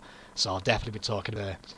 It's a beautiful bit of working class history that is obviously very much overshadowed by Cable Street that came a little bit later. And again, another example of London asserting its dominance over the north. Am I Irish diaspora? No, I'm really not. I guess if you want to go back, like way back, like you know, great grandparents, yeah, they were Irish, but that doesn't really matter at all, does it? Like, you know, it doesn't mean anything if my great grandparents are Irish. It doesn't reflect anything at all on me, so I wouldn't say that I'm Irish in any way. It's just a bit of an interest that I picked up, and I guess I kind of stuck with it. What's some good source on the GDR? Stasi State or Socialist Paradise is a fucking amazing source to read. It's obviously written from a socialist perspective, but it's a very honest critique of the GDR, but also very praise of the GDR where necessary. Also, The People's State by Mary Fulbrook, I mentioned that in the video, incredibly fucking good. Again, a bit more from a social democratic background, but it assesses all of the GDR society, and I'd recommend it as a must read for anybody that wants a much more in-depth, a real look at the life of in the GDR, not the life of the Soviet East Germany like we've been portraying here. So there's that there. How did I become a communist, and how did I first transition from Trotskyist to ML? That's a long discussion now. I'll just answer another question first and I'll come back. What's my interest? Do I have any interest in military history and possible bit on the GDI military? Yeah, I actually used to want to be in the army at one point, the British Army, which is super fucking cringe. So I've kind of grown up always being interested in the military. and I've also read a fair bit as well about the East German army, the Nationale Volksarmee, which is fucking. I'm surprised I got fucking 100 viewers right now. Jesus, hey up everybody. Oh yeah, Women Had Better Sex Under Socialism. Fucking brilliant book as well. I'll get that read if I were you. And also Triumph of Evil as well. That's also a brilliant fucking book. I've only read parts of it. I haven't read it all. So there's that there. So yeah, I probably will do a video about the East German Armed Forces. They were deemed to be some of the best in the world at the time in terms of actual fighting capability. So there's a lot to talk about there, and also the preservation of a lot of older German traditions, the Prussian traditions, and how they were willing to embrace those traditions because they rooted out the Nazism. Whereas in the West, they got rid of all the outlooks of fascism, but kept a lot of the politics. I think that's a very interesting comparison there. Opinion on ʻThe, man, fucking based, absolute king. There's just not enough written about him when it comes to English sources. Anyway, a lot of the things about him actually are only really in German, which is a bit of a ball ache. But I would like to read a lot more about him, and he's also a king. Martin, it's been fucking good having you here, mate. For watching the front lines and fighting against the class and find in the chat wherever they may pop up. So cheers for sticking around, and I hope you enjoyed the stream. Right, you want to hear about my transition, don't you, from Trotskyite to ML, GDR, Cook. So I'll go into that. So when I first started I actually first started off as a bit of a right winger, like I said. Like I first said, I wanted to be in the army when I was much younger, and I had quite right wing beliefs, and that's something that is quite common across Yorkshire because of the deindustrialisation, the weathering down of communities, and also the breaking down of trade unions as well. That kind of community spirit was eroded, and it allowed a lot of fascists to come into our communities and organise in quite a big way. So us kind of naturally go down a right-wing path. I first started to turn away from that when Corbyn became leader of the Labour Party, looking at his policies and stuff, and it was 2017 that I first made the big shift right-winger to a left-winger, just because, recognising my own class interests in the way, and who was actually going to look out for me. I sound like a 60 fuck off. It's my deep voice, isn't it? Sorry. Probably the pints that fuck you up as well, like. So Corbyn was a massive change for me in my thinking, and from there I went to a May Day in Leeds, where I was pounced upon by the SWP, a infamous Trotskyite organisation in Britain with a lot of fucking problems in it, and a lot of really weird takes. But as I was only just starting to radicalise in a way, if I was only just beginning my journey to leftism, I didn't know what was good and what was wrong. I just kind of knew that Stalin was vaguely bad, and these guys wanted socialism anyway, but Stalin bad. So I'll support them, and I was in there for a good 2 years or so, and I was properly fucking cooked, So there's that.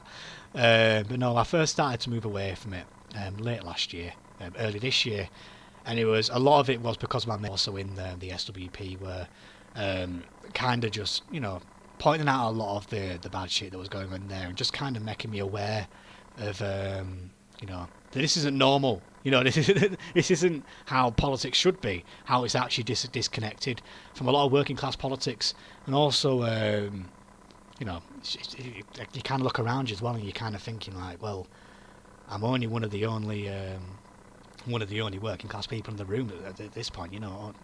Most of them are just fucking. Most of them are just middle class students, or they're very old people that have been around for quite a long time. There wasn't a lot of energy in it, and a lot of the activity was mainly just postering, leafleting, doing stalls to get people to Chesterfield SWP. I know a lot of people in there actually. What was I saying? Yeah, a lot of their activity was mainly just getting people to come, not actually serving the people in any way, shape or form. And that's something that really started to grind against me a little bit. And I was at uni and I started learning about the GDR, and there was a few libs in that class, a lot of posh libs. They were chatting shit about them, so I thought, well, I don't know, I kind of want to know my stuff a little bit more so I can fight back against it a little bit. And that's where I first started reading about the GDR. I'd always had an interest in German history.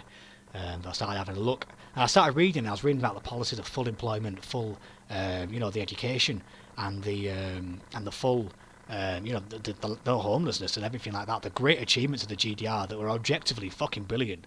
That started to make me think that, Stalinism, so-called Stalinism, it wasn't fucking Stalinist, actually did serve the people. It did.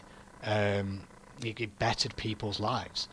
And then I started looking into the democracy and the way that people did have a say in these societies, and it really just started to refute a lot of what I thought was my worldview at that point.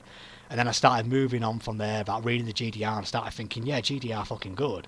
Then I started reading about the USSR under Stalin and thinking, more based and based until it got to the point where I was thinking in my head, yeah, fuck Trotsky, fuck Trotskyism. It's historically it's not sound, and also in practical reality as well, day to day, because we're not living in a world right now where half of the world is socialist. We're not, we don't have the Eastern Bloc anymore. We certainly don't have Stalin anymore, obviously. That's where I started thinking, well, I want to actually engage with the people involved in my communities. So yeah, there was that. You're going dirty commie scum. Been fucking good having you around, mate. Cheers. So yeah, and then it was from there that I started talking to comrades in the CPB and the YCL, and they were telling me about the work they were doing, and I just got it inspired me quite a lot. It really, really inspired me.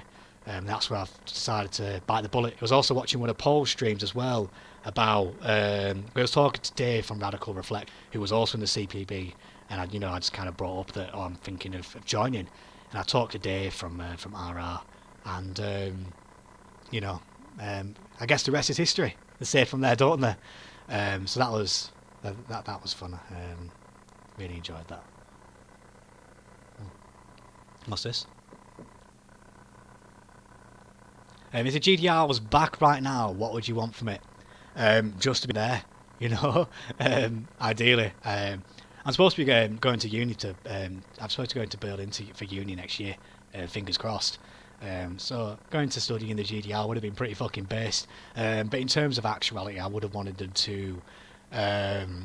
I would have wanted them to turn back away from the market reforms, bring it back to a much more kind of planned economy, and maybe even investigate the potentials of computers in terms of planning the economy and eliminating a lot of the inefficiency that can emerge from planning an economy by hand.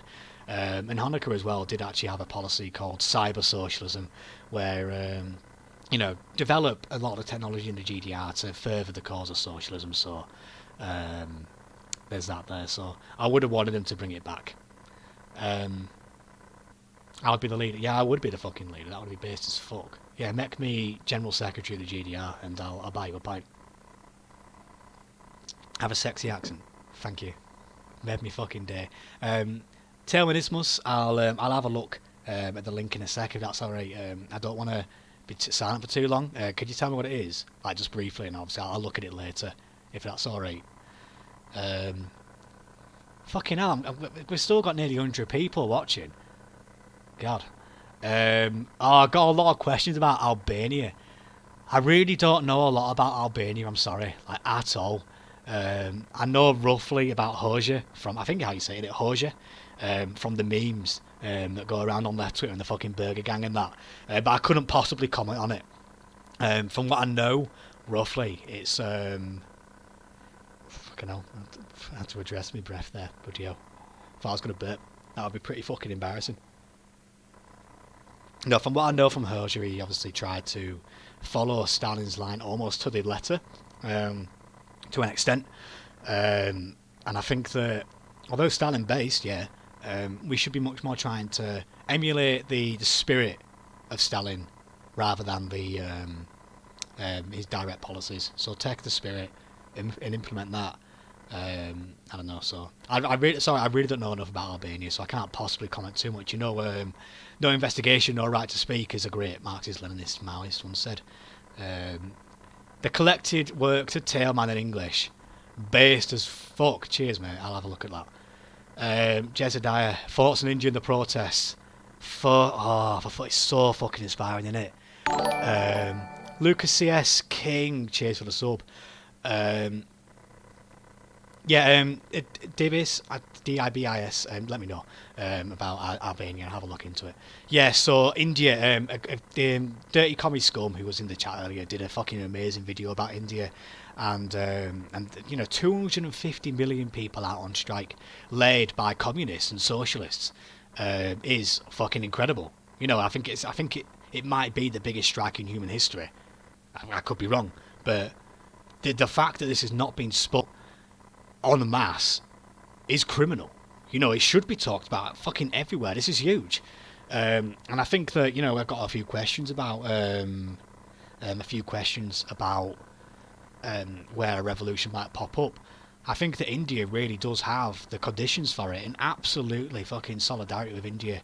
They're doing amazing shit, so follow them all, follow everybody who's protesting there, follow what they're doing, and the successes that they're having as well. Absolutely fucking solidarity to them. I do have a Discord. It's just my name, Socialist one. I might be able to find it on there. I am using Streamlabs. Yeah, I got recommended it. I don't know. It's a setup alright. I literally just threw this together in like a few hours. So it took me a lot of time to work out. I have a lot to go. I have to work out how to get fucking super chats so I can have some pennies. Sell out. Thoughts on PewDiePie's sub, thoughts on Burkina Faso and Thomas Sankara. Basis, it's an absolute shame that he was taken out in his prime, and it would have been amazing to watch and to watch the successes that could have come out of Burkina Faso. But again, it was very much nipped in the bud, and that's very unfortunate. But I've read a few of Thomas Sankara's work, mainly the one about women. That was really good. I enjoy. He speaks quite openly. I admire that in a person. A communist that can appeal to the masses, speak in the language of the masses, rather than a lot of cases where you have a lot of more academic Marxists that will talk in highbrow tones and language that people just aren't going to engage with. I'm not saying the fucking working class are thick or anything, but what I'm saying is that it's very easy to describe theory in a way that just is not approachable in any way, shape or form. And I've experienced that a lot myself. For example, I didn't understand dialectics at all when I was reading, Marx, even Lenin to an extent, until I read Stalin in the way that he described it. And I was just like, oh shit, makes sense. So there's that. So yeah, I think that communists that can speak in a way that's approachable should be encouraged. DPRK based, yep, absolute support for True Korea. And also as well, I think there's also pictures as well of Honecker and what's his face, Honecker and Kim Il Sung, holding hands and shit, and they had a very close relationship from what I can tell. It's not my duty to ban people. This is why we have the mods. This is why we have the Grenztruppen on the front line. Yous can do this, Oh, because Motte's been fucking at class having you on the stream. Cheers for your contributions, and hopefully see you around soon. I've got a question as well about do I have a Discord server? No, I don't. I feel like my community isn't that big enough yet. It's not huge or anything. It's only small for now, and I kind of leached off the back of other people in a way, So you can find me on like Paul's Discord, Potato Bolsheviks, and the what's it called, the big tanky one that's got like 1,000 people in it or some shit. So there's that. I don't have my own server yet though. I might do one day when I get a little bit bigger and I define my audience a little bit more in a way. But you can find me quite easily on Discord if you're in a few other people's. Opinions on the New People's Army and the People's War in the Philippines. All I really know is from what has been said on Paul's Morin streams, and for what it says, it sounds like they're doing very good fucking work. Fair play to them, all power to them, and I wish them all the best in their struggles. We might disagree in terms of the Maoism question, but where people are actually, where communists are serving the people and are building socialism, I'm supportive of it. It's like, even if anarchists were the way, if anarchists did actually succeed or anything, I would support what supports the working class. I'm an ML because I believe that only Marx and Leninism can do that. But at the end of the day, whatever feeds the people and brings socialism, I'm on board for. I just ML as the best path. Thoughts on potential revolutionist Latin America? Again, I don't know massive about Latin America, but from what it seems, they're very much under the boot of US imperialism, and wherever there is imperialism, although it might be hard to organise at first, they do tend to you know, there does tend to be resistance to it. There will always be a resistance to it, and I have big hopes for Latin American comrades, especially inspired by the example of, say, Bolivia or Venezuela, Vuvuzela, or Cuba. So, fair play to them. What countries do you think are the most promising communist movements? I'll say India, definitely. That'll be fucking. I think India definitely has. You know, I think a lot of them in the global south do. I think if a revolution is going to kick off, it would probably be in the global south. I'm not a third worldist. I don't completely exclude the first world. You know, obviously I'm in the West, so I don't want to fucking exclude myself. Like, but I just think the super exploitation that comes from being under the boot of imperialism is a key factor in spurring on revolution. You know, the chain of capital will break at its weakest link, and it's you know, it might. I think that the global south offers some potential there. Brazil, yeah, very sad situation. Absolute solidarity to everybody who's in Brazil and fighting the good fight there. You know, all the fucking best to you. Like, thanks Maxim Hold for the kind words. You claim to be a socialist, like you breathe interesting. Fuck off. What's this? A reading list on Patreon. Yeah, I could do that, to be fair. I could organise that. I mean, you know, like a little reading club or something.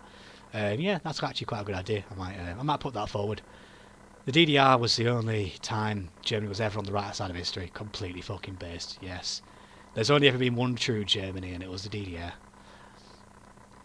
Apparently I've ignored a question by my mate. Sorry. Didn't see it. What I think of Kropotkin? I haven't read any of his work. I've read little bits of Conquest of Bread here and there. I don't know. I don't think that he's... I have a lot of disagreements with anarchism. But again, if it's the anarchists that do bring about socialism, I'm there for it, you know. Hey up, man, you're right. Have you read anything by ʻHärte? No, I haven't. Any work that I should be aware of? I'm afraid I don't know anything there. Or at least I'm not familiar anyway.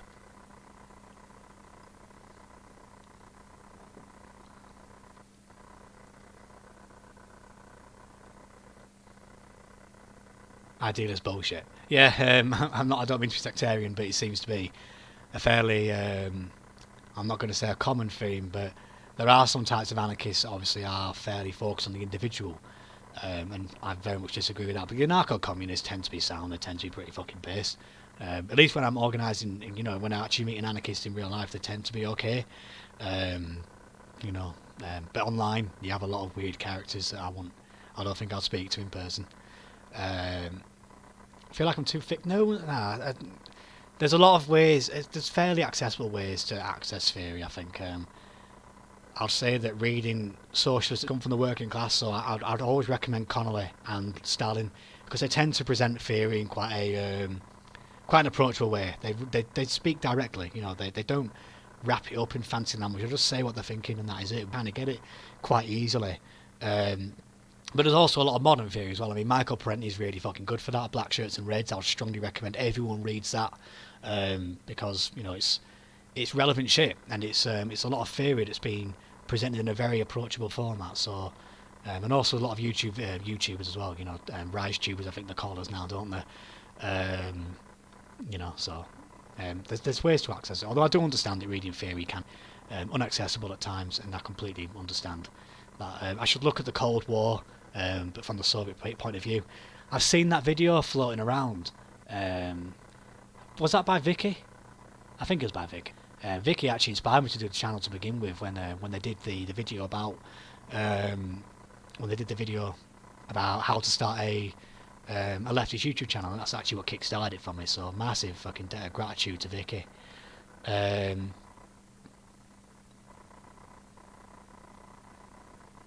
I'm a bit dyslexic communist. Been fucking class, haven't you on? Partisan as well. Everyone go subscribe to the Partisan. He's a fucking legend and he does good shit. And he doesn't get nearly enough praise for what he does. He needs more subs and he needs more Twitter followers. He's a good lad and he's doing good work. So yeah, definitely fucking subscribe to him. He gets my seal of approval. Jezediah, any idea if the CIA was funding American art during the GDR and its growth for socialist art? So I don't fully understand that. Do you mean like was the CIA funding the GDR's art scene. Would you mind clarifying that for me a little bit, please?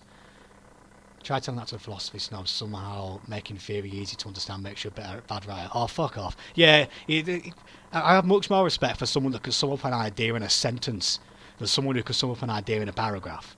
Just don't fucking mess about. Just say the idea simply, get it across. You don't have to wrap it up in flowery language or anything. Just get to the point, you know? Don't mess about. Just, fucking hell. Snobs. Can't be having them.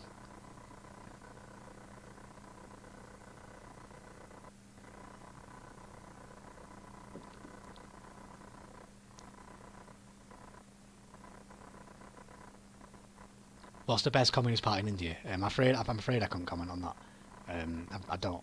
I don't know enough about the intricacies of it, so I can't really say. But I just recommend listening to Indian comrades about it. So does that. The CIA funded postmodernist art. I don't know about that. I'd like to hear stuff like that. One surprise with the modern art world tends to be quite elitist in a way, especially it's very hard for working class people to get access into the world of commercialised art anyway, so there's that. I read Fear at Animal Farm and Atlas Shrugged, or based. I love me fairy tales about talking pigs and I base my entire ideology off it. Yep, sensible manoeuvre, I agree. Yes, you should start a YouTube channel. I'd absolutely love to be educated about the topics that you're knowledgeable in, and I think we could have some excellent videos about Libya and Gaddafi, so absolutely go for it. Big Bad Skeptical Wolf. Anarchists and Marxist-Leninists have a bad history, cooperate with each other, but hopefully we can put that aside and unite to help the proletariat. Absolutely. I don't think the questions... I mean, at the end of the day, we both want the same goal, don't we? We disagree on the methods on which we get to it. So I think in the here and now, when obviously socialism is such a discredited ideology across the West, or across almost the entire world, really, we should be united on most issues, and we can be doing that through united fronts or popular fronts to achieve better standards for the working class in the here and now. So yeah, I think we should be working together as much as possible. That doesn't mean we obscure our differences, though. We do have very clear differences, but we should also work where we have things in common. We don't concede our ideology. We don't give up our principles, but we fight for what's right. 1984 is an instruction manual, changed my mind. It's actually a bar that's been set for us to beat. Just like the 100 million is rookie numbers, we need to get them up next time. Animal Farm was just George Orwell bitching about Stalin. He had a massive fucking hate boner for everybody that wasn't him, pretty much. And also Orwell's lists as well, where he reported a lot of good British communists and LGBTQ plus people to the British state and have them arrested. So yeah, I think Spain changed him, made him into a bit of a dick. CIA funding American artists to counteract the growth of socialist art in the GDR. I know it was a tactic with the USSR. Wondering if the GDR was also a weapon. CIA would do this. No worries if you don't know. I don't know specifics about it, Jezediah, but I'm pretty sure it sounds like something they'll probably do. So definitely, I reckon that probably went on. But I'd like to look more into it, and I'll definitely look more into it when I do an eventual video about art in the GDR and culture. I'm looking forward to talking about that, because there was a massive art scene, like I kind of briefly talked about in the breakdown. That Socialist one, it must have felt nice to get rid of the EU, lucky bastards. Fuck the EU, but sadly, the Brexit campaign has been very much spearheaded by the right wing, and a lot of people that voted Brexit sadly were doing it on a right wing basis, and I think that's a massive failure of the British left, because the EU and Brexit was always the left's idea, was always the left's platform. And that was very much taken away. So yeah, I think the left needs to fucking book its ideas up and put forward that case for a socialist leaving of the EU, a socialist Brexit, that's been very much forgotten. Someone was going, who was that? Dr. JP Dixon, cheers for checking in, and hope you have a good evening. Have I seen Battleship Potemkin? I've seen bits of it. I've seen obviously the famous siege out the stairs and that. I've never actually sat down and watched the whole thing, but I should do really. Obviously a classic of Soviet cinema. and also closely related to the October film as well. I did watch that. That was a fucking good film, and obviously emphasises the role of Stalin, which is super based. You don't get that a lot in a lot of Western histories. They tend to forget about Stalin. Stalin's a very important role in the Russian Revolution, and only really present Trotsky's side. Although Trotsky obviously was important as well. He was crucial in the Soviet and the likes of that, the Petrograd Soviet. But Stalin does also need to have his, he needs the credit where it's due. He was on BreadTube, a bunch of shite. It's a lot of social democrats that are fucking, getting the pennies, raking in the Patreon money, which I can't. I'm a fucking hypocrite there, there's the meme, innit? I do watch some of their stuff. I still watch a bit of like Philosophy Tube and the like of that. But I wouldn't have faith that they're going to lead the revolution. They very much conceded their ideas, and it all started going downhill for me when bit of Philosophy Tube started making a lot of money, and he made that video about sex work, didn't he? And he completely wrote off the Russian Revolution because the Bolsheviks didn't have the 21st century view of sex work. So I don't know, bunch of shite. Wer corrected English schreibt ist Klassenfeind. Ja, natürlich. If you speak English, then I'm fucked. You get sent to Siberia. They figured out Super Chat. Who figured out Super Chat? Has someone done it for me? Daniel G, do I know you? Are you my mate, or are you just fucking randomer? Can you confirm? I've seen your name pop up a few times, but I didn't actually know, and I was too busy streaming, talking, to actually come across. Especially a certain streamer whose name rhymes with posh. The less said about him, the better, really. A bit of an arsehole, isn't he, really, like. I'm not gonna... I already kind of went a bit in depth on that when I spoke to Comrade Jagotnik and Comrade Paul Morin in the first half an hour before I got absolutely fucking twatted, and I ruined myself. God, I felt the fucking pain the day after. Sorry, Daniel G, I got you mixed up with someone else. Sorry. Cheers, mate. Glad you like it. Thoughts on sex work? Complex topic. I believe it is inherently exploitative. I don't think we should be persecuting the sex workers themselves nowadays. I think that we should try and protect people because it's kind of a.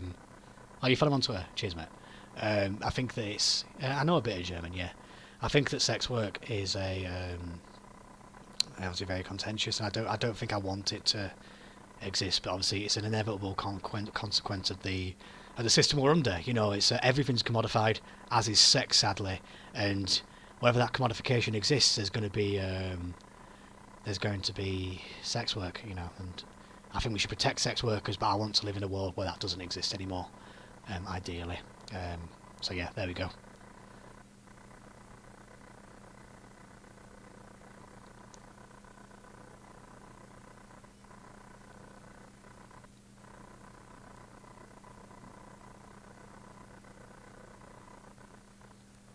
Esperanza fans, etc. I'll have a look at that. Do you guys think Joshua Wong should get the firing squad? I don't like the guy. I'd say lock him up. But I don't know, maybe having the lad shot might not help our cause an awful lot, So yeah, there we go. Thoughts on the KKE? Fucking hell, base as fuck. A lot of the work they're doing is incredible. But obviously they seem to have a lot of transphobia, and I don't like that a lot. I'm not a fan of that, but yeah, KKE, they're doing good practical work in the communities. There we go. I've already reacted to life in so-called Soviet East Germany. I think it was for how long was I going for? I didn't check the time. About an hour and 20 minutes or something? I think I was going over it for. So yeah, just skip back and you can see it there. I went over it. I like to think in at least a little bit of detail. Thoughts on the Hong Kong and Belarus protests? I support neither of them. Lol. I'm going to get fucking cancelled. No, I don't support either the Hong Kong protests or the Belarus protests. They both reek a colour revolution to me. Can you rank every GDR automobile? Well, there was the Wartburg, wasn't there? And there was the Trabant, obviously. I guess the Wartburg was the objectively better model. The Trabant was second, but I haven't really looked into it too much, to be honest with you. I only really know the Trabant, and I've just heard myths and rumours of the Wartburg. Thoughts on a certain website that rhymes with Bedit can get to fuck, to be honest with you. I've never used it, never once had an account, never will. That's just not me, not my scene, lads. Thoughts on a website that rhymes with Twitter. Abolish it. Communism is when we fucking abolish Twitter. Get rid of it. We don't want it. Rank German communists. Sorry, like who? There's a lot of German communists, so if you give me like a little list, I can tell you. Rank Eastern Bloc country. I don't know masses about the other ones, really. I know a little bit about Poland. Don't know. What? DDR. Poland. Czechoslovakia. Belarus. And Romania at the bottom. Does that answer your question? I don't know massive about it, no. I literally just know little bits. The DDR is like my love child, my baby. So there we go. Thoughts on new economic policy that was brought into practice during the end of Lenin's rule. Sad but necessary. There needed to be a development of the productive forces. Yeah, I'm one of those guys. Productive forces to enable the end point of socialism. That Stalin brought in. The fucking country was ruined after the Civil War. 42% of the working class that began at the start of the revolution were dead by 1922, I believe. So it was necessary, and it was swiftly dealt with when it passed its use by date. I've already addressed Albania. Chairman Gonzalo, not based. Not epic, sorry. Well, my thoughts on the current process in Belarus. I critically support Lukashenko. I think that the protests are fundamentally backed by the West, and they're supporting a neoliberal government in Belarus. Whereas Lukashenko, though he has many problems, and he's obviously not a socialist, he's preserved a lot of the social welfare schemes from the old socialist days, and life would be fundamentally worse under neoliberalism than the way it is now. If the workers' strikes were socialist, obviously I'll completely fucking support them, but they're very much being used for neoliberalism, and I can't support that with a hand. Would we include Albania in the Eastern Bloc? Because didn't they split from the Warsaw Pact? When I think Eastern Bloc, I think Warsaw Pact, but minus the USSR. That's my understanding, because you also had Yugoslavia as well, obviously, and obviously the whole China as well, and Vietnam and that. Thoughts on Rojava? Support against Turkey, but I have massive problems in terms of US involvement, and it seems that US involvement is there to discredit the socialist character of Rojava, and also to secure oil as well in Syria. So I'm in two minds. I don't want Turkey fucking annexing them because they're a bunch of bastards. So there we go. If you could speak to Putin, what would you say to him? Right, mate, can you step down? Becoming a bit of a dictator, mate. Can you stop? Do you think that things would have gone differently in Romania in a way that would have guaranteed that they would have stayed socialist to this day? Albania left after the Prague Spring, that was it. Yeah, sorry. Yes, do you want it? Yeah, Romania. I think that Romania was arguably one of the least good Eastern Bloc nations. Ceausescu had a lot of bad shit going on, and he's there didn't seem to be as much democracy in there. There didn't seem to be as much democracy in there than anywhere else. So I don't know. I feel like the fall of Romania might have ended up just being inevitable, just because of the contradictions that were in Romania. So there's that. Rank GDR music. March to Nationale Volksarmee is definitely at the top, or Tap Verlag die Junge Garde. Based as fuck. Have you ever read Another with Stalin? Yeah, fucking love it. Absolutely class. And Ceausescu was a fucking Zionist. I didn't know that actually. That's fucked. Another with Stalin, based as fuck, really fucking good. I'd recommend everyone reads that. It presents arguments quite clearly. It brings up the argument, and then it deconstructs it quite well, actually, using primary sources, which is very fucking helpful when it comes to dismantling these kind of things. Putin does want to be a Tsar, yeah. He's proper. Even if you look at the imagery, the iconography of the new Russia, the Russian Federation, it's all very Tsarist imagery. The eagle and what else was it? The uniforms they use as well for ceremonies now. It's all very much harking back to Tsarism, and I can see that thesis there. What's your take on market socialism versus Soviet-style central planning? I'm always for the central planning at the end of the day. I think the great tragedy of a lot of the Eastern Bloc nations, the DDR and Yugoslavia included, is that market socialism did inevitably lead to their collapse, sadly. It did cause a lot of shit. And it was the GDR's switch to a more marketised economy in the 1980s that inevitably led to the discontent that brought it down. Stalin quite complex when it comes to Zionism.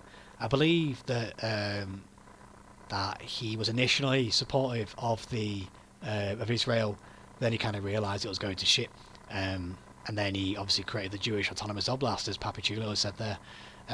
So I don't know, quite a complex relationship there. But I think that most people were kind of on board with Zionism because of what happened in the Holocaust. You couldn't really refuse someone who's been through something that right to self-determination. It was obviously a very hard call to make. I think it was the wrong call that they made that, but it would have looked pretty fucking bad if they said no. And obviously the GDR is included in that as well. You're going to celebrate when Gorbachev dies. Once Gorbachev dies, I'm having a fucking 12-hour stream. We're going to have pints. We're going to have everybody on board. It's going to be fucking class. We'll drink till we drop, and it'll be based as shit. So we're ranking Ernst Thälmann, Walter Ulbricht, Erich Mielke, Erich Honecker, Karl Marx. I don't know Karl Artel. I don't know him. Wilhelm Pieck, Karl Liebknecht, Rosa Luxemburg. That's a lot. I'll probably put Erich Mielke towards the bottom. To be honest, I think he did, he's alright. I don't have a problem against him. I just think, out of that list, he's amongst very esteemed comrades there. Then maybe Wilhelm Pieck. Then Karl Liebknecht. Rosa Luxemburg, then Karl Liebknecht. And then Ernst Thälmann, and then Karl Marx at the top. I think. I might miss a name there, I don't know. Do you have any hobbies outside of internet? Yeah, I do miniature paintings. I'm quite sad like that. I like drinking. I like reading. I like going for runs. There we go. Basic shit. I'm losing fucking track of the chat now, like.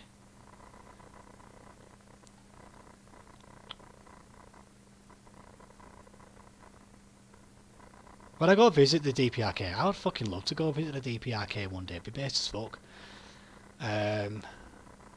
What's happening with Chile about Honecker anyway? So I think I missed the first message. The Honecker family wants to move our boy's grave back to Berlin, but it seems like a bad idea to me since there are so many neo-Nazis there.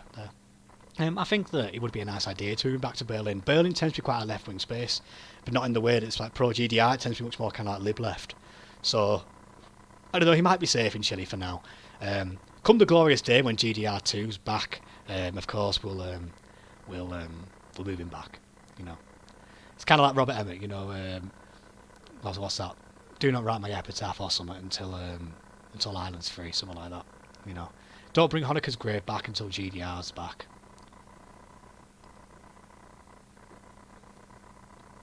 Well, that Daddy Engels, he's up there with Marx. Personally, I actually much more enjoy. I actually enjoy reading Engels more than I do enjoy reading Marx. Yeah, he's based as fuck. There was a really good Proles round the round table episode about Stalin and his supposed anti-Semitism with Proles of the Minion, wasn't it? Really fucking good. Learned a lot from that. I'd recommend everyone watches that. I don't know about US conditions, so I can't possibly comment on bringing down the American dictatorship. I'm sorry about that. What areas are more pro-GDR? Again, I'm not in the ground in Germany, but it seems that people tend to agree that life was better back in the GDR in more deprived areas, but they've been sold into a more right-wing vision, although I'm sure German comrades could describe that much better than me. Just Berlin kind of gives off that kind of lefty liberal kind of vibe, much more kind of anarchist scene than anything else, although I'm assured that there are good communists in Berlin. The DKP I think has a decent branch there, but yeah, kind of cringe is Berlin now, sadly. I think I missed a few things. Feel like Pure Shooters want Tito back. Yeah, he's alright, isn't he? He's okay. Pros of the Craft Brewery. I assure guys, if you subscribe to my Patreon, if you send me a couple of quid, I won't be starting a craft brewery, but I will be drinking pints. How about that? How much beer do I have? I've only got like, I haven't even finished a can yet actually. I've been too busy fucking gobbing it off, talking. I've got another can left after this, so we could probably go on for a little bit longer. I do need a wild store in a bit, but I'll come back. Rostock is base as fuck. It was actually a huge shipping area, wasn't it? A huge shipbuilding and trading port, which was absolutely decimated by the West come reunification, and now I understand that it's fairly deindustrialised, so it's quite sad about that, to be honest. Chug some vodka. I didn't actually prepare. I didn't actually get some vodka. I've only got these 2 cans. If we do have some vodka, they'll answer some fucking crazy shit. Maybe next time. What do I think of Fort Sign? Lib. Sorry, fucking Lib. And some shit takes. I used to like him back in the day when I was a trot, but now I fucking hell can't stand the lad. I don't think you can even call him a leftist at some points. You do know the Socialist Swan Craft Brewer would literally just be a copy of Guinness, and that's it. Maybe a bit like Black Sheep as well. Black Sheep has got a nice Yorkshire ale, really fucking good. If you can get you can get your hand on Black Sheep, definitely get a few. Fucking lovely. Yeah, right now in the local Tesco, not the pub. The pub's fucking closed. Sadly, to my eternal fucking distraught. Yeah, he got a nice deal. You can get 4 bottles for £7. So, and they're big bottles as well. Why did I name a channel Socialist Swan? Because I'm a socialist and my name's Swan. So how about that? Simples. Can we act some PragerU? Oh, fucking hell. You've melted me fucking brain, that, like. I couldn't do it. I couldn't. I've had my fucking brain coming out of my ears like mush and fried egg. Cringe. Guinness, I prefer my hot coffee. Oh, fuck off. Could someone please ban Joe the Euro Squatter for this anti-working class, anti-Soviet behaviour going against the national drink of the 74 county Socialist Republic of Ireland, Guinness. Can someone get rid of him? Purge. Thoughts of Bad Empananda, dickhead, sorry. His videos are alright. On YouTube he's okay. But when it comes to Twitter, Jesus, I've never seen anyone so toxic, and what he did to you, comrade, was absolutely fucking disgusting. He should be eternally fucking ashamed of that and what he did. Solidarity to what you were doing through there, comrade. Comrade Gaddafi. Sorry about that, but yeah, fucking dick. I've never met someone so toxic. Yeah, don't worry, I'm not going to be talking about PragerU, don't you worry, lads. I don't have enough fucking time to be doing it. I'd much rather focus on getting more quality essays out there, and the videos that I do. Oi, stop this fucking anti-Guinness behaviour. Mods, I don't know how many of you are now, I think you might have all fucked off. Mods, if you see anti-Guinness behaviour, block them, fuck them. Should they reindustrialise the corn exchange? What, like, in the north? Like where we used to have corn exchanges and shit. Yeah, fucking hell, yeah, bring him back, the best. Yeah, he's banned from Twitter for being a dick. What did he do? He insulted comrades and he made fun of rape, so an absolute arsewipe. Just genuinely the most fucking toxic person I've met on Twitter, and that's saying a lot considering fucking Twitter. Probably you, I think I've seen some of their videos. They're alright. I know they made a video today actually, saying they wanted to change something, so I don't know. Jucha Necromancer, do you want to be a mod? Guinness is not the devil's drink, and I'll fight you for that. How about that? Get to fuck. Oh, I can't do it on me. I'll have to go onto my phone to mod you. How about that? Still got 83 viewers. Jesus.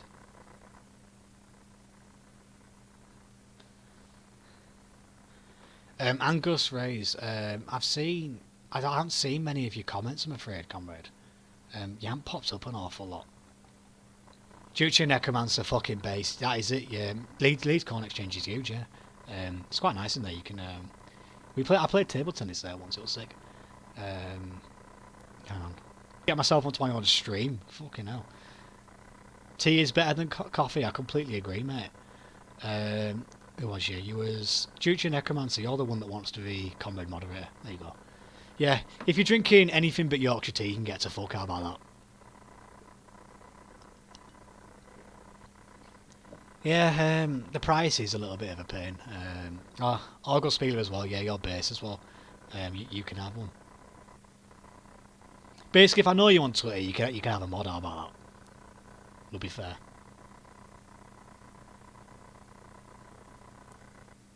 Where are you? You gone? Argos-Spieler. Tailwinism, you can have a mod as well. It's alright, mate. Don't worry about it. Yeah, Guinness is good. I obviously fucking love it. The problem is, what is it? It can be quite expensive at times. It can depend on the pubs you go to. There's a few locals near me that are quite cheap when it comes in. You can get it for like £4 something, which is alright. But I've also seen places where it's like, you know, nearly a fiver. You just don't go to those places. They can get to fuck. Right, are you ready for a fucking godly noise? Sent by the Lord himself, if you're a man of faith. You listening? Oh. Fuck, it's going everywhere. Did you hear it? That's the sound of the second pint. Fucking legend drinking Yorkshire tea. That's the way it should be. Aye, trans rights as well. Trans rights. Can we get trans rights in the chat like a little 07, you know? I want to see some salutes.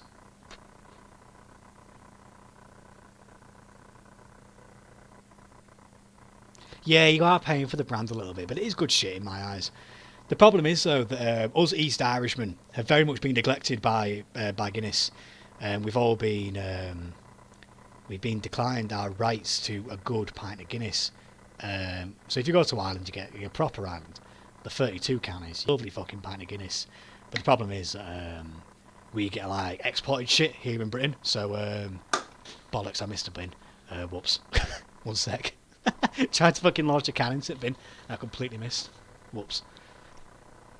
Not an epic Kobe moment. Wait for that pint to sell. There we go. We'd love to see trans rights in the chat. Out of all the mistakes that the USSR made, would it be LGBTQ rights? Yeah, definitely. I think that you can smell the beer. Yeah, beautiful. I think that Stalin made a fucking huge mistake in criminalising homosexuality when it was previously decriminalised under Lenin. I think that's a massive problem. No, I'm not Irish. I'm sorry. I'm a fucking Brit. I'm a Yorkshireman. Jeremiah, nice to see you still in the chat. Jezediah, still nice to see you in the chat as well. You can be a mod. How about that? There you go. Fuck the head on this. Like, if you had my webcam on now, you'd be crying. Cheers, everyone. Cheers. Prost. DDF immer.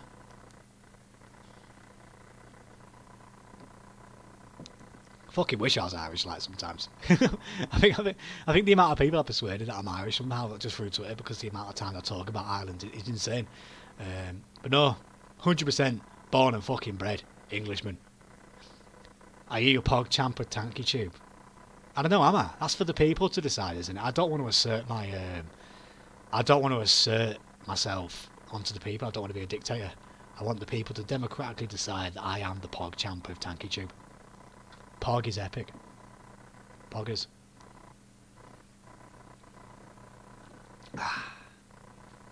Scarl as well. Aye. Scarl to the Scandinavian comrades. The Cork accent's beautiful. Have you seen the videos of the farmers? I think it's in Cork, or it's in Kent, and they're just completely fucking unintelligible. It's class though. It's fucking beautiful. They're just listening to it. Just a good thick accent is something that we all love, you know. Oh, sorry, Bruno Holder. I don't mean to be ignoring your messages. I just keep getting a lot, and I only see the ones that are at the bottom. No, please do send me pictures of respect for Honecker's grave. I think you've got my Twitter, haven't you? At Socialist Swan. Please do send me them on there. I'd love to see them, because absolute fucking respect to a king. Real respect's real.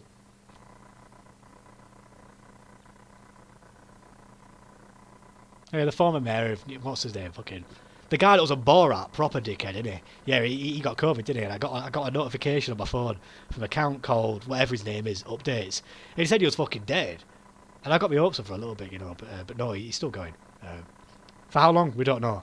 But the lad, fucking, his face melted, didn't it? He was like fucking, he was ruined. So, I don't know, that was funny. You know, when the fucking hair dye started going down his face. Hilarious, that. I should do a Zoom meeting. Me? Oh, someone's just fucking tagged Armchair Historian in the video, in the link. Base. How much you know about the Irish Soviets? I've done a lot of reading about the Limerick Soviets and the, you know, the, what's it called? The butter Soviet. You know, we make butter, not profits, or something like that. Base as fuck. I should do a video someday about the Irish Revolution and how much it was actually, how much it had a socialist character to it. Yeah, it's really interesting shit. Opinions on my Discord server, base as fuck. The shit posting gang is incredible. You know, join it. Honecker, based. Caitlin Bennett, she shot herself so she can fuck off. Am I going to destroy the new Thatcher statue? I'll be there at the front and fucking centre sorting it out. You know? I'll be there at the head throwing composition. I live nowhere near where it's fucking being put up, but I'll get a bus down and I'll sort it out. We can't be letting a car like that fucking have a statue up in the north of all places anyway. I believe in the firm principle of Margaret Thatcher is dead. Ding dong, the wicked bitch is dead. It's a shame she didn't die 87 years ago. It's a shame that the IRA didn't kill the bitch. How about that? Yeah, put your crabs in the chat for what's his name, Gilani or some shit like that, innit? Do I critically support Assad? Yeah. Allah Siri Abashad. Base as fuck.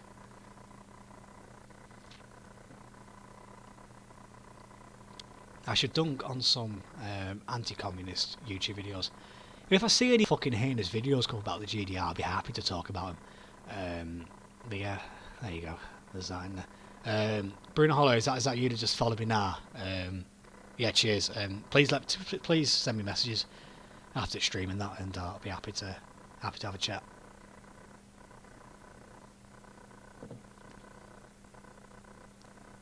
That's it. Yeah, the Knocklong Soviet.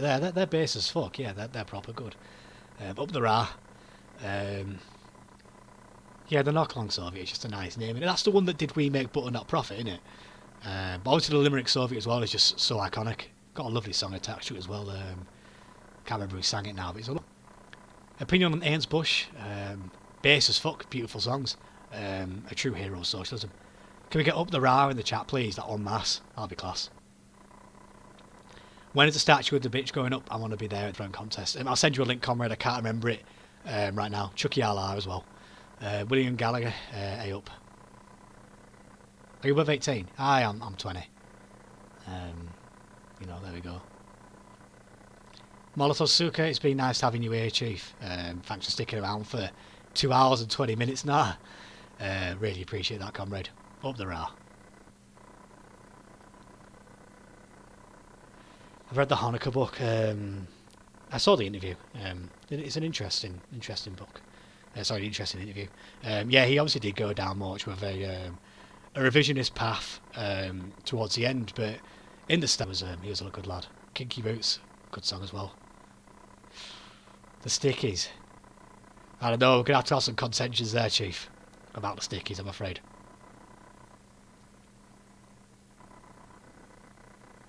Yeah, they did a lot of bad shit. I agree with the principles of the Stickies, but their actions, I don't know. I don't think they're the way forward. I'm much more in-law, you know, the Irish National Liberation Army and the politics of Seamus Costello, fucking base king. Sing Up the Ra. Hi, Crook Park as well. Doctor, I can't pronounce his name. Is it Dr. Zanji? He's an Irish YouTuber, and he did a fucking amazing video about Bloody Sunday. Strongly recommend that you all watch that as well, because that's fucking brilliant. And just the horror as well of a Bloody Sunday and how disgusting it was. You know, 14 dead, wasn't it, I think? Out of nowhere. Marcus de Grey, solidarity to Turkey. Keep up the fucking good fight, you know. There's a lot of fucked up shit there. Air play to you. How could Stan and they played it better to have got a bigger chunk of Germany? Oh, you off? Ah, see you in a bit, Livia, mate.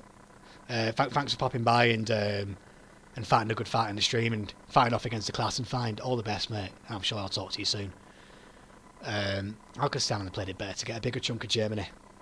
I don't know. I think that the Red Army very much pushed quite fast into Germany, and they kind of suffered for it as well. They suffered a lot of casualties making it to Berlin. And once the Allies realised that the Soviets were picking up the pace, they also picked up the pace. So I don't think there would have been a scenario where Stalin could have taken up more of Germany, sadly. Although I would have liked him to have pushed on. So his one mistake. He stopped at Berlin. Disgusting. He should have just fucking carried trumping on. Thoughts on the Red Army faction? I like the theory that they put on. I like the theory of the urban guerrilla and the work that they wrote. But the practice was also kind of shitty as well. You know, I think that they were very kind of adventurous at times. Yeah, but the Baader-Meinhof group and the Red Army faction, yeah. Yeah, I think they were alright. Had some problems. Capturing the Schleier and that as well, fucking based. But I think they were quite adventurous and their politics weren't based in the mass of the people, which you need popular support for guerrilla warfare, and that's something that the Red Army faction didn't really do so much, sadly. Only Britain could do 2 bloody Sundays in one country, absolute shitheads. Fuck Britain. Biden, I think, will be more imperialist than Trump. He's already stepped up the rhetoric against China. And he's already said that America's back on the world stage. I do not have good hopes for Biden presidency at all. The Red Army did wait a long time at Warsaw, but also that's because they were speeding towards Warsaw as well. And their supply lines were very dangerously extended. You know, if they pushed on much further than Warsaw, there would have been it would have been fucking, you know, trouble. I know there's always a theory to put down that they wanted the Poles to kill each other at the Warsaw Uprising, but if you look at the state of the Red Army at that time, you know, fucked. 27 or 28 million Soviets, I believe it was, that died in World War II, and we should remember their sacrifice fucking daily. You know, the extent of people that fucking died in the fight against fascism. It is something that needs to be spoke about so many times, the sacrifice of the Soviet people. Honestly, a fucking salute to them all. Yeah, Bruno Holler, it's about the guerrilla warfare. They developed the theory of urban guerrillas, so it meant doing guerrilla warfare in city centres, in urban spaces. It's an interesting theory, but unfortunately it didn't play out properly, and that's quite sad, you know.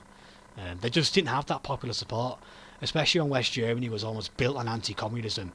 You know, that was an explicit goal from the start, was anti-communism. I think that, you know, it was quite hard to organise. And the fact that the economy fucking grew so much after World War II as well, they didn't just recover, they fucking surpassed themselves as well. It makes you wonder what they could have fucking accomplished if World War II didn't even happen, you know, at the end of the day. Like, if the USSR was spared the onslaught, you know. Based. Yeah, lads, I'm gonna put some music on. Have you got any suggestions whilst I go for a Waz? Leave your suggestions in the chat.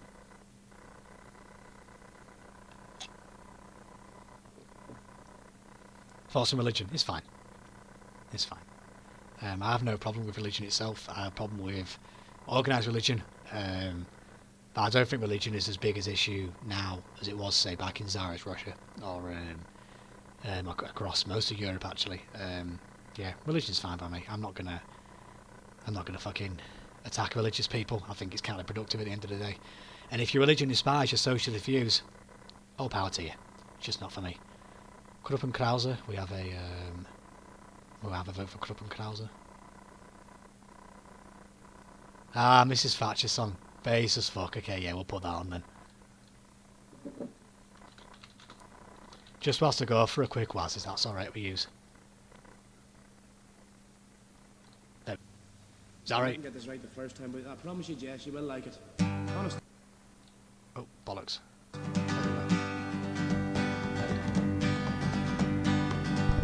Oh, we love you, Mrs. Thatcher, you're the darling of us all. You the curse of the Irish nation, thick island, Fianna Fáil. You've destroyed me higher perches and you've put me on the dole. If I could get me hands on you, I'd kick you up the hole. Oh, we love you, Mrs. Thatcher, no one in this world can match her. She's trying to take the votes away from the parties once again. We're not worried about your blasted vote, your politicians' gas. You can keep them, Mrs. Thatcher, you can stick them up your ass. Oh, we love you, Mrs. Thatcher, you're the cutest girl of all. Such a pretty finer bottom, sure should not recall. When she holds negotiations, things they always reach a hitch. She's a world in ruination, such a schemer, they all bitch. Oh, we love you, Mrs. Thatcher, with your prices rising high. And the work is getting awful scarce, we're losing, that's no lie. Now you say that you don't want to stay, you've been here long enough. If I was a taxidermist, well, I'd tell you to get stuffed. Oh, we love you, Mrs. Thatcher, sure you know a trick or two. And when you come to Dublin, we know just what you'll do. Sure, you'll dress up in your finery, you'll bitch with all of your might. And all of your fancy promises, they're just a lot of shite. My favourite verse coming up. Mrs. Thatcher, like your old man likes a brew. Such a lad, his husband Dennis, when he's had a drink or two. Sure, he'll take a pint of Murphy's and a glass of Irish mist. And because he sleeps with you each night, no wonder he's always pissed. Oh, we love you, Mrs. Thatcher, you're the darling of us all. You're the curse of the Irish nation, Fianna Gael and Fianna Fáil. You've destroyed me higher perches and you've put me on a dole. If I could get me hands on you, I'd kick you off the hole.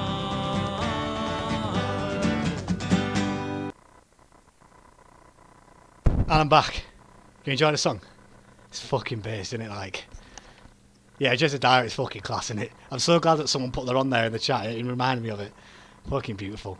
Oh, hey up. Hang on. Galilean Carpenters Union. Fucking legend. Good to have you in the chat. I'll make you a mod as well. There you go. You can get privileges. Could be the above class of the stream. Well, I had to put on the song whilst I was having a piss, didn't I? So there we go. Recommend you all listen to it in your free time. Learn the words, sing them out to your mates. Have a good time, especially when you're pissed. It helps. Hope you enjoy the nice blue tag you got there, comrade. Wear it with pride.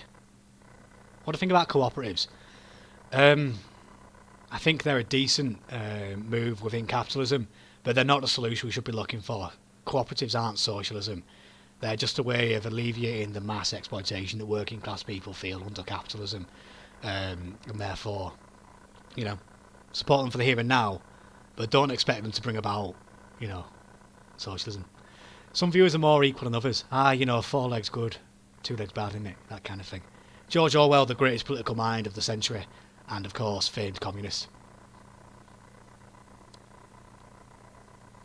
Dibbies, if you swear to defend the honour of Guinness, I'll make you one mod. How about that? But you got to swear. I'll have no anti-Guinness sentiments amongst my mods. That's a key process before you get sworn in.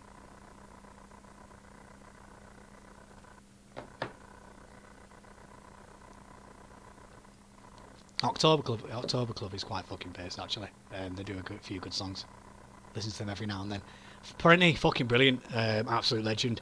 I don't know why people have been trying to fucking cancel him so much recently. You know, he came under a lot of stick on Twitter recently, and it's just another fucking cause for why we should abolish Twitter, to be honest with you. PT, fucking legend, cheers for the sub. Bruni's fucking brilliant, and I don't know why he's getting pinned down. You know, he's so fucking inspiring. You know, he just is, you know, the yellow Bruni lecture is stuff of legends. And it just brings home the effects that socialism can have on ordinary people and how much it can just lift ordinary working people's living standards, you know. So, I don't know. I just think it's rad-lib shit trying to cancel them, to be honest with you. What do you think of Latin American revolutionaries could learn from the GDR? Well, I think the main lesson from the GDR in terms of the building of socialism, you need to actually be a socialist state to get to that point, you know. So there's that. But I think that we could all learn quite a good quite good lessons from the GDR in terms of its major successes, in terms of building up industry from the ruins, and also the lessons that we shouldn't be turning towards overtly market policies. So there's that. Guinness reactionaries absolutely fucking should be gulag. That is it. The only people that get put in the gulag are counter-revolutionaries, fascists and Guinness haters, and in my eyes they're all the same. So have that. Oh, and also people that tried to cancel Perenni, they also definitely get put in the fucking gulag. Do a Euro Truck or American related stream and call it Streamsters. I've never actually played Euro Truck Simulator. I know that might be fucking, I don't know, sacrilege or some shit like that, but I've never actually played it. I should do someday. I've seen that Azure Scapegoat has been doing a lot of streams with on Euro Truck Simulator, and it looks quite fun, to be fair to you. Just something to like fucking waste your time with. Yeah, there you go. Oh yeah, fucking maps. Sorry, no, we don't call them maps, Randy. We're calling their real name. Nonces, pedos, fuck them. They also get put in the gulag. Trotskyites are left comms. They're ultras, definitely. Fucking bunch of contrarians, I'm afraid. I have access to some German beer. We have Kaltenberg in the local pubs. We have, I think it's Wartburg, or Warsteiner is the one we also have. Would have a lot of German beer though. I would quite like to have a Berliner Kindle again. That was quite nice when I was there. Beautiful fucking beer. I don't know. There we go. Is there a Stasi beer? No, but if you sub to my Patreon, we will start a craft brewery and I will create the Stasi beer. How about that? If you all sub right now, I'll make a beer for you. And it'll taste fucking good. What's my opinion on Maoists?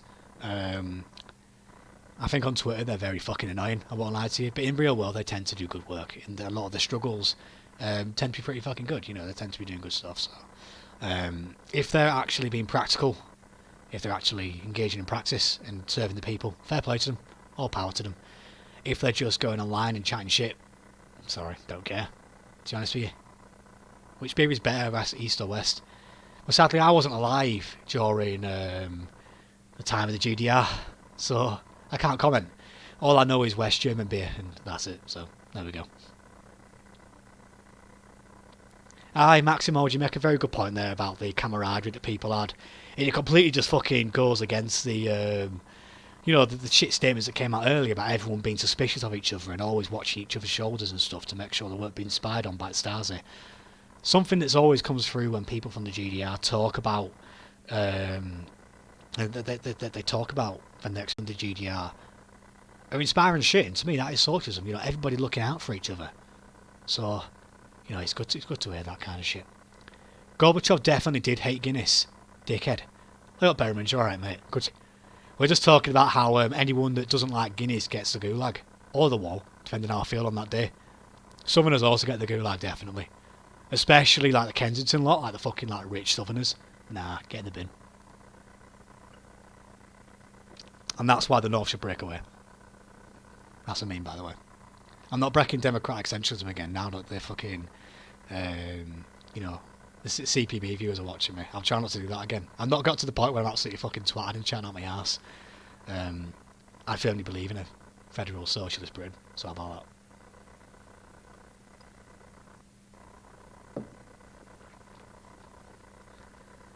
that? Some Southerners might be exempt, but that's on a case-by-case basis, I'm afraid. You have to present valid credentials that you are working class. So, there you go. I need to see some ID.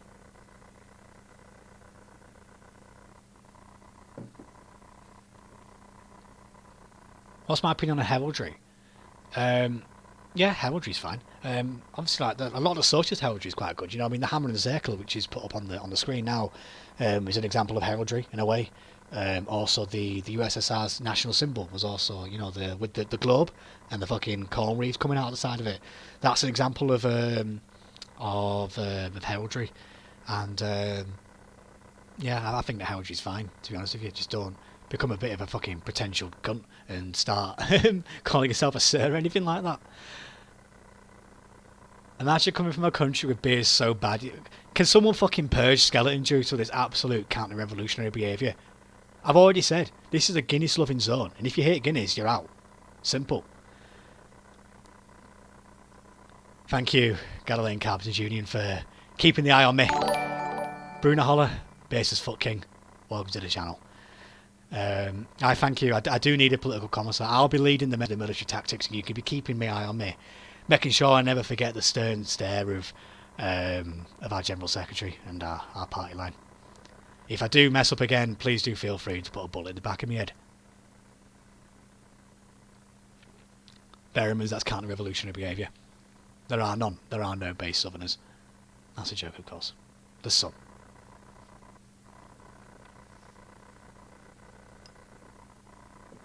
Literally Angus Race. Fucking hell. I was in a seminar. We were talking about China, and the piece was literally by Mao. And it was talking about how why the peasant action was justified. And it said that people will say, "Oh, it was terrible. It was terrible." And then you know what Mao said? He just said, "Yeah, good," because you know what the fucking the Chinese landlords did to these people. Completely fucked.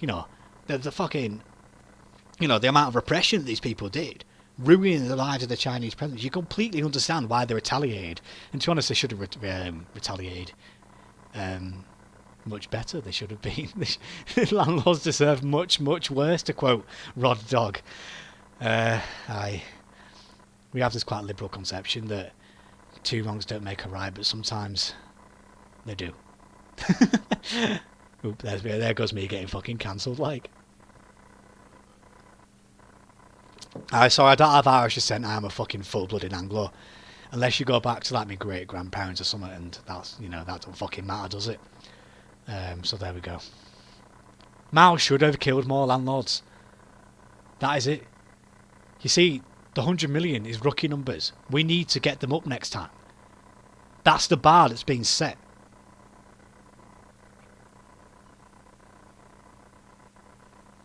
I'm sadly running out of Guinness. I've got like a quarter of a glass left. And there's 20 minutes till the shops close. So that's a bit of a fucking pain in the ass. I could sprint to the shops if you really fucking wanted me to. And we could go on for a little bit longer. But I don't know. Depends if you're fucking sick of my voice or something.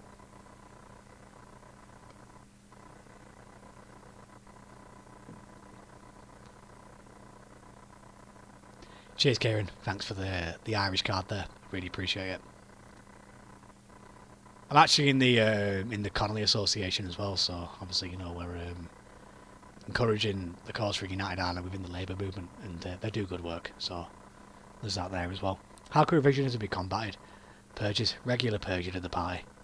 Get rid of people who are fucking capitalist roaders and that. I mean, I think that the CPSU, the Communist Party of the Soviet Union, could have benefited from a purge, to be honest, in terms of the 1950s.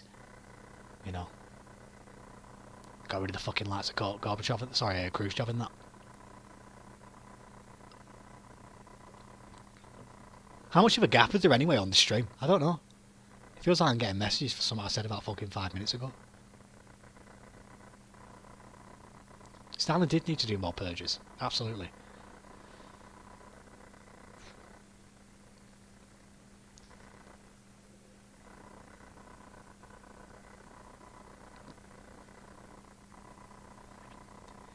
I am actually surprised at the fucking 70 people sticking around. I mean, bloody hell, thanks for fucking listening to me mad ramblings. Like, I've just been talking to myself for about the last hour and 20 minutes. Jesus. It's because I'm home alone as well. I've got nobody in the house right now. They've all gone home for Christmas, whereas I'm still waiting to come back. So, quite sad, really. How much sway does the pro-Irish movement have in the UK left? Is it common in the Labour Party, or is it marginal? In terms of actual communist spaces, almost all of us are in complete agreement that the 6 counties are illegitimately held by the UK, and Ireland should be unified at the nearest opportunity. In terms of Labour, I know there's a few people in there that support the cause of Ireland. Working in that quote there. And but I don't think it's what's what I'm looking for. I don't think it's as prevalent. There's a lot of people in the leadership of the Labour Party now that Corbyn's gone, like Keir Starmer. Don't fucking get me started on Keir Starmer, right? I'll fucking go on for years about Keir Starmer and his shit. He's very much backed down from his international commitments, and I think that the Labour movement is set back a long time because of that. It's only about a minute gap. Oh, that's alright, that's not bad. I'm glad you all think my ramble is fun anyway. I'm a fucking crazy man, so... Have you watched any of a ghost story for Christmas? Might be something to make, having the house to yourself. Fucking hell, Owen, don't start me on that. Owen, sorry, Anglo speak. Don't start me, because right, in this house, it's an old house in the place I live, yeah, an old Yorkshire terrace house. And there's a basement underneath it, yeah. Right, there's a fucking basement. And you go in, walls are all fucked. Yeah, they're all peeling and that. Cobwebs fucking everywhere. And you walk down into the basement, and it's just a mattress on its own. Just a fucking mattress on its own, yeah. It's got a doll on it. This is not a fucking joke. There's a doll on that mattress. It's facing towards a fucking door. Floors, fucking muddy. Low ceilings. Little fucking gaps everywhere that you can crawl between and stuff. No, it's fucking scary shit, mate. And I don't really want to be watching many fucking horror films whilst I'm on my own, so yeah, that's I've actually propped up a chair outside of the door just in case fucking anything happens. Yeah, no chances. Anti-ghost action here. Critical support for Sinn Féin? Yeah, critical support for Sinn Féin. I think that recently they've made quite unfortunate turns towards what might be described as more Griffinite Sinn Féin, the more appealing to the liberal middle class, rather than the Sinn Féin of, say, Gerry Adams, where it was much more rooted in working class communities and socialist politics. But realistically, in terms of electoralism, it's the only real social democratic alternative to Fianna Fáil and Fine Gael. And so I guess they have my support on that front. But it is very clear that they've sacrificed a lot of their principles to get that support to go against them. And, it is sad. I think they've actually removed all reference of democratic socialism from their manifesto now. Obviously it used to be a massive thing back in the 70s and the 80s, but yeah, I suppose critical support for now. But don't expect them to be socialist. Yeah, the ʻThe as well is actually still active as well in Berlin. I believe they actually tried to make it illegal, but it's still going strong. And fucking fair play to them. I heard a story as well where someone was actually walking past a march in Berlin, and they shouted out to them, Sei bereit, the symbol for the saying for the ʻThe, and they all replied immer bereit, sei bereit, immer bereit, that kind of thing. So that's quite cute. And it still goes on. It lives on a little bit. If I could resurrect one socialist leader, it would have to be Lenin. Fucking absolute legend, just his energy, and his ability to organise. And also the only real socialist leader that's successfully led a socialist revolution in a big country. There's that. I saw a question about the IRA. What is your feeling on the Provost versus the original? Lenin did die too young, it reminds me of that Queen song. He flew too close to the sun. Only the good die young. What's your feeling on the Provost versus the original IRA? I believe that the officials, the stickies, had good politics in theory, but in terms of their practice, their actual practice, they almost served a quite counter-revolutionary role. They were aligning with the loyalist fascist militias, the UVF and the UDA and the like of that. And they were shooting Provost and in live as well, and they also murdered Seamus Costello, which is something I could never fucking forgive, because he was a fucking legend. And also, the Provost, yeah, they were much more social democratic, but their practice was good. They were engaged with the communities, they were serving the people properly, and I think they were fighting for a good vision of Ireland. Reading the work of Bobby Sands in terms of his visions for community organising is incredibly fucking inspiring. And so I recommend reading a bit of Bobby Sands. And I suppose if I was an Irishman, I'm not, and I was there during the Troubles, I would be supporting the Provost. But I'm not. I'm neither alive in the 80s, and I'm neither an Irishman. So my opinion is irrelevant. Does it mean most IRA aren't socialist anymore? From what I can tell, a lot of the, they have the new IRA, don't they? They tend to talk about socialist republicanism, but I don't know. I feel like there's been a bit of a pullback from then. But the new IRA isn't linked at all to modern Sinn Féin. It's it's its own. It's pretty much its own thing. And absolutely yes, I would accept the blunt from Lenin. I would love to have a fucking or a pint with Lenin. It'd be base as fuck. Sad you can't have a pint with Connolly actually, because I think he was teetotal. I think he was in the Temperance League or something like that. Massive shame. I reckon Connolly would have made a good pint man.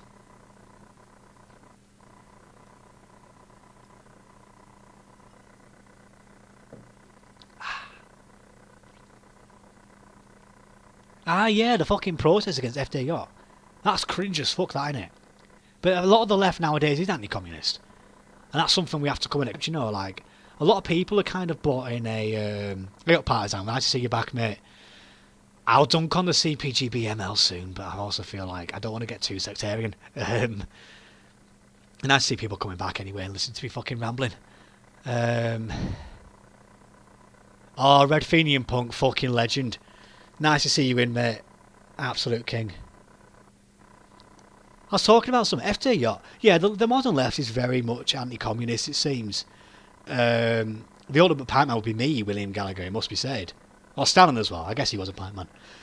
Yeah, it's especially, but I think it also explains why there's a lot of anarchists and Trotskyists about, clinging on to those kind of liberal notions that the media's told them about. But they want to pretend to be radical. They want to claim the red flags. They want to claim Lenin. They want to claim the Russian Revolution. But they won't accept what came after. They won't accept the actual building of socialism, because the building of socialism was a difficult process. There was feudalism for hundreds of years in Russia. Hundreds, And Tsarism was a aggressively suppressive system. So the building of socialism was going to be a very difficult process. And it's all well and good fighting for a revolution. It's all well and good saying, yeah, we want our utopian socialism. We want socialism now. Boom. But the building of socialism is a very difficult process, and they're not willing to claim that. They're not willing to claim the trials and tribulations. The fucking, sorting out the capitalist class. Sorting out the kulaks. Sorting out the fascists in society. And absolutely right, William Gallagher, they are a bunch of fucking larpers. And at the end of the day, for me, it seems that they're doing a lot of this thing for clout.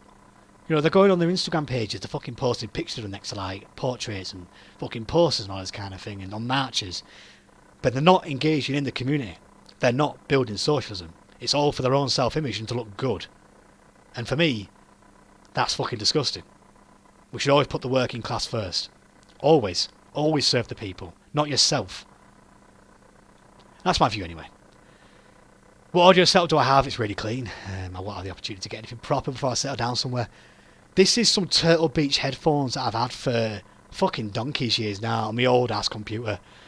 I usually, whenever I've been on the streams before, I've used my iPhone, my fucking iPhone, with my headphones on there. But because the iPhones are fucking capitalist dickheads, Apple and that, they've made the headphones incompatible with any other device. So I can't use their headphones. So I've got a massive fucking headset with a nice little mic and that. I think you can get them quite cheap, and I'm just using Streamlabs. It'd be fucking based if you started a YouTube channel, genuinely. Please. This stream with Paul was fucking class. So there you go.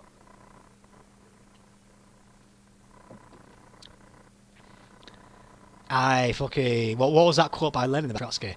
Trotsky sent in a silly letter. We shall neither publish it nor acknowledge it. Based. The modern Western left are quite larpers, and fucking cringe. It is sad. It is genuinely sad. But you can have conversation with people. If they're very serious, and if they are from the working class, they'll tend to understand a lot of the things you're talking about. If you mention that socialist states had the full employment, they had the full social systems, they had the full housing, and goods were, heavily subsidised. I think that speaks to a lot of people. It certainly spoke to me. Just, the fact that I'm going to come out of university and probably not have a fucking job for so long because of the recession we're in. That wouldn't happen in the GDR, for example, so I think just speaking to the people's direct needs will help and go a long way. When do we play Fortnite? I don't fucking play Fortnite, mate. Grow up, mate. Come on. No, I haven't played it. Brezhnev, a lot of cringe shit. He largely kind of stagnated the Soviet Union, and he's also policies of almost Great Russian chauvinism, replacing a lot of the central committees of Union Republic Communist Party, say the Kazakh Communist Party. Mostly of Russians, is quite bad. So there's a problem there. Is it necessary to ditch anti-authority? Absolutely fucking yes. Authoritarianism is just another word for successful. Yeah, Red Fenian Punk, that'd be class actually. Just more videos, just fucking ranting. I mean, make sure it's productive though as well. Make sure you're trying that fucking building it as well. Because it's all well and good complaining about the modern West, the modern Western left. But we have to propose solutions as well. And I think that's organised within our communist parties, in our local areas, engage with the community. So, by all means, chat shit. Absolutely please, because there's a lot of fucking cringe shit going on. But, have the solutions as well. And on a positive note. Support any football teams, Leeds United. Oh, the fucking way, Leeds United. Celtic as well. God, be really fucking Celtic, like. Shame to see how badly they're doing now, though. Jesus Christ, they've gone down the shitter. I play Lego Star Wars? Not since I was like fucking under 10 years old, mate. Sorry. I don't have much time for gaming anymore. It's really fucking sad, actually. I don't know. I don't get to game a lot. All the viewers have gone down. Or onto 6, F. Play any sports? I used to do a lot of cricket back in the day when I was young. And I do martial arts. I'm actually a third degree black belt in martial arts. The mixed martial arts, MMA. So I like doing that, but obviously I've been denied that for a while now. Just being at uni, the work, and also the lockdown as well has meant that I can't really do it so much. But I'd like to get back into it again, and also I do some running as well. I run around and that. I'm not very good at football. I'm a bit shy at football, sadly. Yeah, due to necromancer, can you fucking I don't know, put that quote on a shirt or something? I like that. Authoritarian is just another word for successful.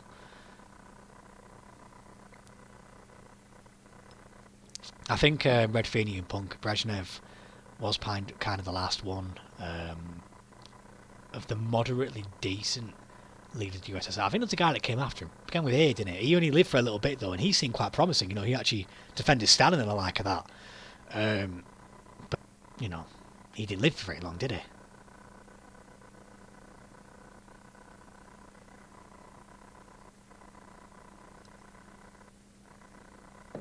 You could put it on a poster, mate, Juche Necromancer. Slap it on. And that'd be fucking class. I would wear it anyway. I'll wear my own merch. How about Swan merch? You can have a nice picture of Socialist Swan there on the front with a nice little quote. Andropov, that's it, yeah. Andropov. He seemed really fucking promising. But there we go. Do I watch Gaelic football and what team do I support? I've always been quite partial to Antrim.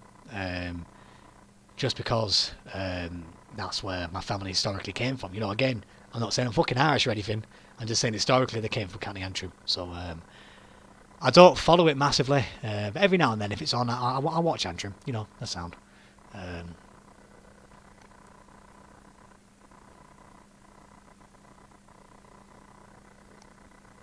I've just finished my Guinness. How fucking sad is this? That's it now. No drink for the rest of the stream. I might go on for about like half an hour or something. What we on? I'll go on to about 10:30 or something, if that's all right with you. And then I might just call it a day. Yeah, Antrim's base, mate. Nice. I do really like the Mayo. Kit as well. The green and the white and the red. Really nice. I rebuild the wall out of Lego. Oh, do you want me to dunk on the fucking CPGPML? Jesus. Okay, so I don't want to be too sectarian. I'm quite conscious of that. But I just have massive fucking problems with the takes on gay rights, LGBTQ plus, and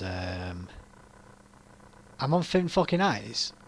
Oh no, that's someone else. Sorry. Jesus, don't fucking do that to me.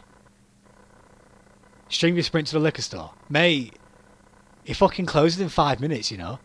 We have we have a lockdown, kinda. You know, we're in tier 3, so that means that everything closes at 10, and no pubs are open. I really should have got more drinks. This has been fun. I'll have to stream again. I've really enjoyed it. It's been fucking class. But I don't want to steal other people's fucking thunder. You know, I don't want to steal that. There's plenty of fucking lefty streamers out there right now. This is a one-off for now. I don't know too much about Nemeo, Red Fenian Punk, but I just like the kit. The kit's just fucking nice. You know, it's a good colour. It's based. Anyway, yeah, the CPG came out. They have some fucking yikesy shit about what's it called? About trans rights and gay people. So I could, that's fucking bang out of all for me. He also worked quite closely with George Galloway, and he's not a mate of mine. I don't like him that much. He's got a few fucking problems. Come to Greenock. Oh yeah, I'll fucking sprint over there now, mate. Yeah, I'll get my running shoes on. I'll be there in about 5 minutes, lad. Meet you with a bottle of Guinness, a can of Guinness, be right. Aye, this fucking London thing is disgusting, right? Genuinely, like, London has a higher fucking COVID it has one of the highest COVID rates in the country.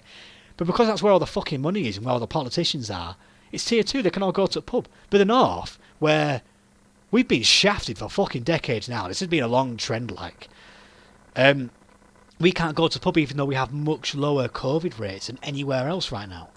They just fucking abandoned us from day one. They really have, and it's completely fucking disgusting. And the only reason why the lockdown came in is because it started popping over to London. Well, if it wasn't for London getting it, we would have been left to fucking fester. And the people of Manchester who so bravely fucking stood up against the government in terms of their shit lockdown policy would have been abandoned, you know. So, nah. It's a bunch of fucking corruption, mate, when it comes to London and their treatment. I'm sorry. It is. The North has been completely abandoned. Base GDR Lego set, yeah, you can rebuild the wall. Build your wall at home and you can assemble your own Greenwich up and fucking based. I don't like Galloway. No. I feel like he's very opportunist. He's very much in it for himself, it seems. He also seems to have very few principles, so I don't know. How's the vaccine going? Apparently it's getting rolled out on Monday, so I don't know. Maybe we're at the end of the tunnel. You know, the light's at the end of the tunnel, we can see it. We've got a bit of time to go yet, like. But there we go. What's your opinion on Boris getting the wall? He gets the wall in Minecraft, comrade. Absolutely gets the wall in Minecraft. Fuck him. You see, if he was a big man, he would join me in my Minecraft save and would fucking have it out man to man. But he's not a big man, so he's not going to start. Am I from London? Can someone please fucking ban Bruni Holler for even assuming that I'm from London? Jesus. Someone get rid of him. But that's like I'm from London anyway. That can't be right. Oh, sorry, you're talking to someone else? Oh, sorry, I'll cancel the fucking Virgin. Cancel it. Wales and Scotland got lucky with devolution, so we have been shielded from the worst. The treatment of the north is abysmal. Yeah, you've done alright, to be fair to you. I mean, obviously there's a lot of problems there as well, but in terms of just, you know, the fact we have to obey the London line, we're basically subjected to it, is quite harsh, you know, and you have, it seems that you have some more compassionate leaders when it comes to those countries, you know, so, you know, fair play to you. That's why we need at least some kind of Yorkshire devolution, you know, at least a little bit of a say in the union. I'm totally with you on Galloway. I used to like him with his opposition to imperialist and illegal wars, but he's a reactionary prude who slut-shamed women on TV and is now a transphobe. He also fucking pretended to be a cat on telly, didn't he? Fucking, he was a cat, wasn't he? Jesus. Botty bumhole. Base. I remember he used to get shouted at, didn't he? He used to come around, he used to turn around and call that lefty tossers or something like that. Liverpool is based. Yeah, Liverpool's always been pretty based ever since Hillsborough, hasn't it? You know, they fucking seen the brunt of Tory repression, so fair play to them. Opinions on McDonnell. Is that John McDonnell? You know, the Labour man. He's alright. Fucking base that he read Mao in Parliament. I think he was one of the best in the Labour Party, to be fair to him. But, you know, he could go further. Yeah, how's it, Celebrity Big Brother? I believe that Liverpool is the 33rd county of the Republic of Ireland. You know, so you can take the 6 counties, but you can also take Liverpool as well. And then can you come for the rest as well, please? Can you come for Yorkshire? Please, fucking free us. Like, had enough. America, yeah, fucking sad how bad that's been. Well, you're on like fucking 200,000 cases a day now or something like that. Fucking hell. No, it's bad. Leeds based. Aye. The CBT. What's the CBT? Sorry, I don't know. Okay, Divis, can you tell me what CBT is?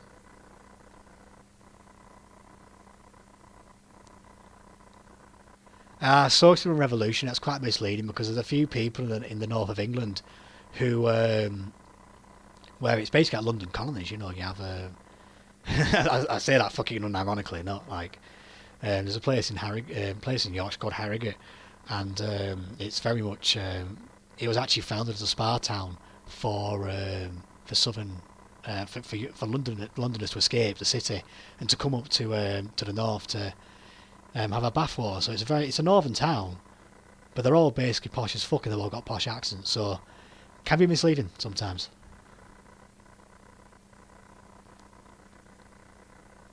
What's my position on the PRC? Wait and see. I think that oh, for fuck's sake, cock and ball torture, guys. Bonk, bonk, bye bye. Wall. Bonk, bonk, bonk. No horny on this server. Yeah, so back to the PRC. Harrogate is fucking awful. Yeah, PRC. I believe in wait and see. I think that she is driving the PRC on the right path, but I don't know too much about the situation. So I think that just, you know, wait for, what was it, 2078 now, innit? Wait and see. Cock and balls, fucking hell, Jesus. You didn't have to fucking describe it, lads. 9, this is Nischlein horny stream, 9. Everyone from Harrogate is awful. That's a fact. Guys, the fucking mod union, aren't you fucking supposed to be protecting the front lines of this stream against the revisionists, the anti-Guinness haters, the fascists, the capitalists, and the horny? Why aren't you doing your job? Fuck's sake. Adrian Zen's a dickhead. Fucking madman. Chatting absolute shite just like me right now. No, he's absolutely fucking crazy.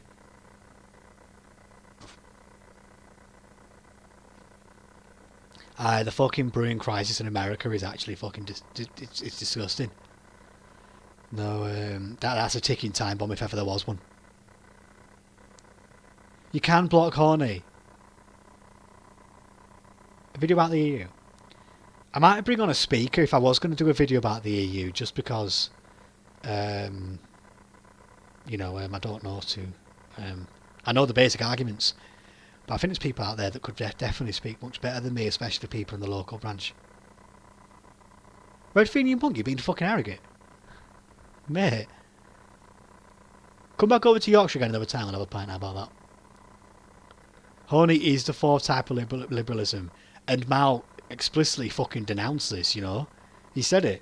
He said it in his book Combat Liberalism, so if I were you, I would fucking, you know, reject it every turn. It's revisionism, and liberalism, and fascism. It's everything. Lads, I need another Waz. If you've got any more song suggestions, I'll, Jezediah, don't do fucking fall towards the horny. I'm not having that. If you've got any song suggestions, put them in, and I'll play a song whilst I go for a Waz. I fuck the EU. Bunch of shite.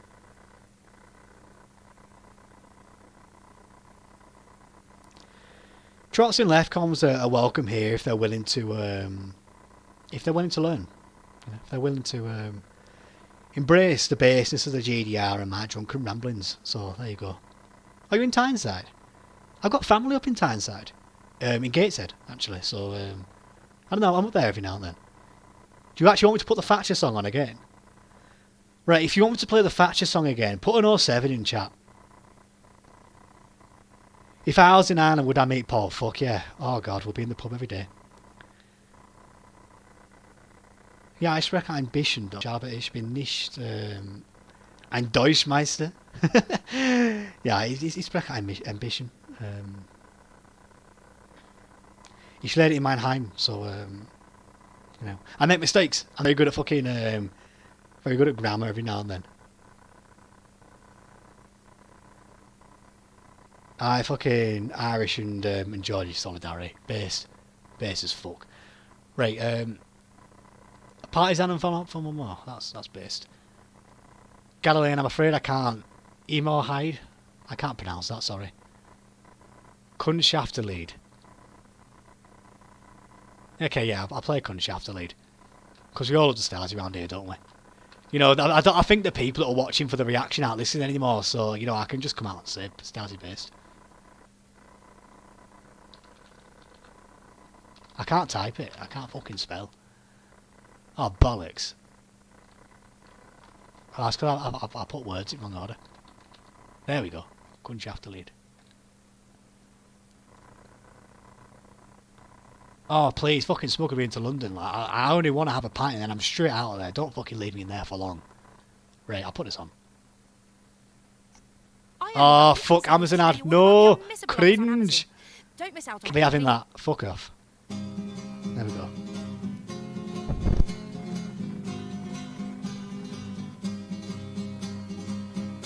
Euer Dienst ist die Aufklärung. Namen bleiben geheim. Unauffällig die Leistungen. Stets im Blickfeld der Feind. Das Gespräch mit Genossen. Viel zu selten daheim. Für das Tragen der Orden bleibt oft nicht mehr die Zeit.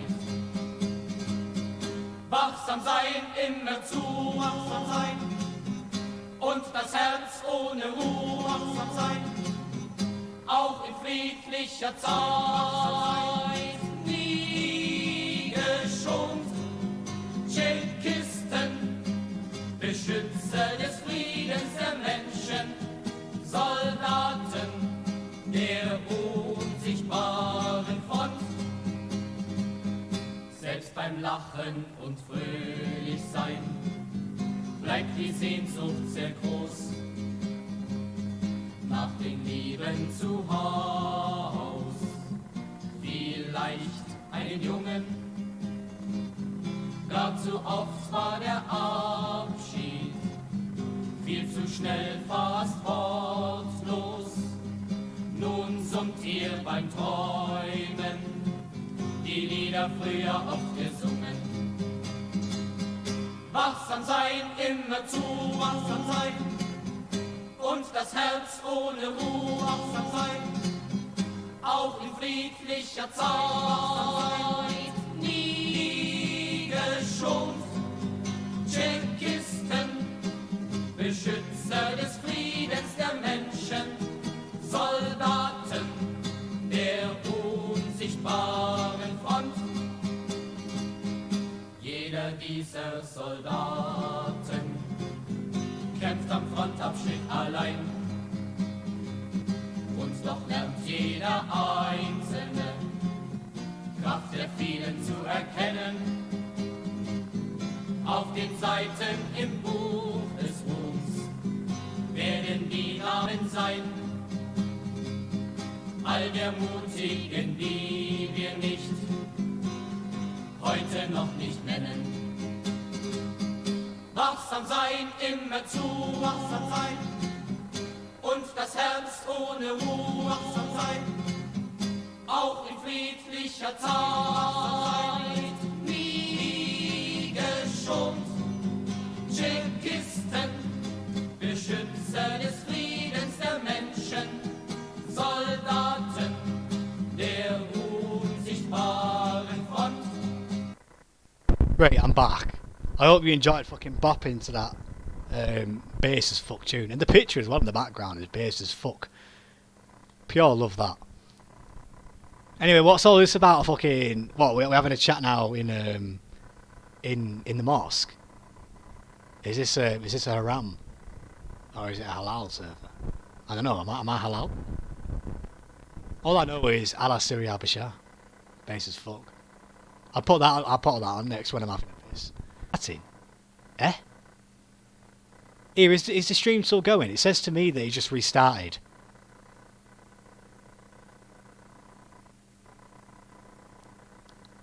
Hang on.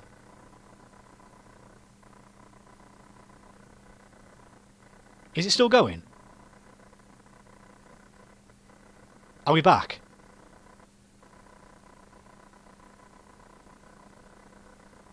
Because it just said to me that it just restarted again. Which is a bunch of bollocks. Oh, it's fine now. Oh, class, lovely. Yeah, when I'm pissed enough, it's not today. I've run out of drink. But yeah, I'll sing sometime. If you do want to hear me sing though, you know, pop over to the last vodcast. Ben, you became a mod a bit back. I'm pretty sure I made you a mod fucking ages ago. Yeah, classics odd. Yeah, Stalin's fucking about, you know. He heard me being a revisionist and supporting revisionist GDR. Guinness democratic centralism. This is what we need in the chat. If you go against Guinness, you're breaking the party. And I'm sure my officers there, my party political commissars, will have you fucking done.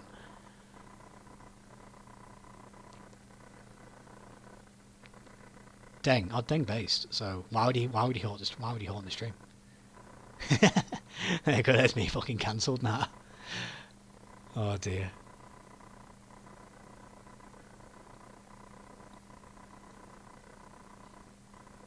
Yeah, I think I'm going to close up in the next like 20 minutes or so. So if you've got any final questions, you know, shoot them at me and I'll answer them before I fuck off. My neck's hurting a little bit. The G in the GDR does stand for Guinness. Absolutely correct. Good take. Super fucking based. What's my opinion on Settlers? I haven't read it. It's on my reading list. I do want to read it, but I just haven't got around to it yet. I've only really been in ML for a certain amount of time, so yeah, I'm afraid. Young's House Moscow and Berlin is base as fuck, yeah. You can watch the stream later. I think it will be uploaded onto the channel if I can work it out. It should be up. I should hope so anyway. Heineken. Again, so can someone fucking kick Libs No 1975 weird bracket R weird bracket? Have you heard China will reject all Western waste shipments?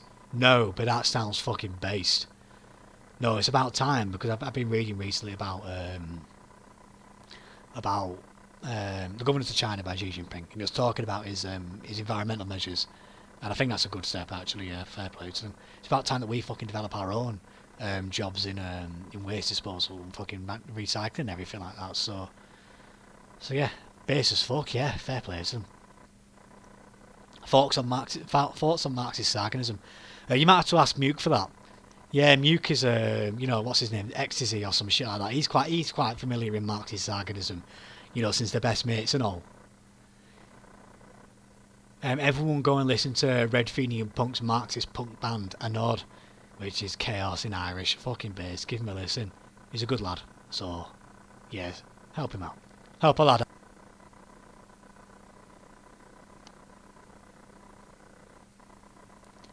Thoughts on ML Guinness 4? It's the only way. It's the only fucking way. I can't think of ideology that I could support other than Guinness 4. Grenza Company. Hang on, shall we close on Grenza Company then? Just to own the libs. We'll close out the stream on Grenza Company. We can all bop for that and then we can all go to bed. How about that?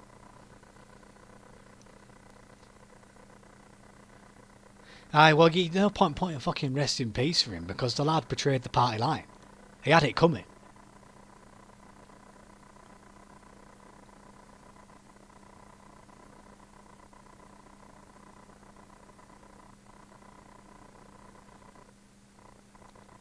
Oh, my chat's broken. There we go.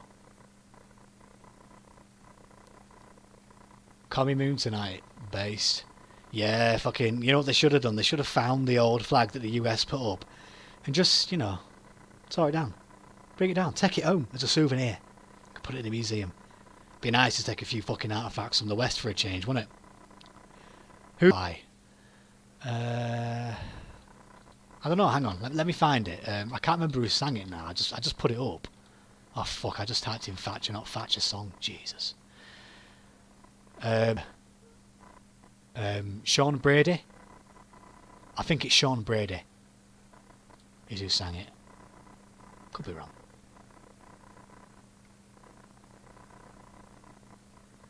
Oh, Berriman's. Shoes Ganassa. Shoes. It's been fucking class, lads. It's been good speaking to you, and I'm glad that you've all fucking stuck around as well. I'm shocked. I'd call it a day here anyway. Aye. The mod vanguard is left. And that's what we want, you know. The true upholders of Marxism and Leninism Guinness fought. Only the true. Base as fuck. Well done, comrades, for sticking around. Anyway, on that note, I think I am gonna call it a night there. I've been fucking, you know, gobbing on for time now. So I'm gonna give some shout outs.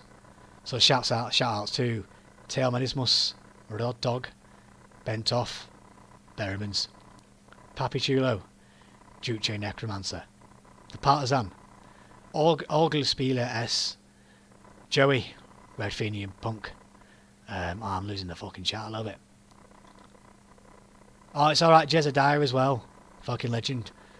Yeah, absolute based. The sun always shines, you know. Über Deutschland shined. Fucking hell, there are non-mods in the chat. How did that happen there? Joey, Parker Cushing, Tiger, William Gallagher, 74, Bass King, Void, Bass as fuck. I'd also recommend as well that you all subscribe to Patreon. You know, I'd appreciate a few pennies here and there if you can spare it. Enjoy the stream, and also let me know as well your thoughts on the stream. I'll be coming back with a video about Christmas in the GDR, a Christmas special about how socialist countries did Christmas time. That should be coming out, and I'll close us out on a song. If you give me a second, comrades. Here we go. Solidarity, much love. Up the Yorkshire Republic. DDF at Immer. Good night.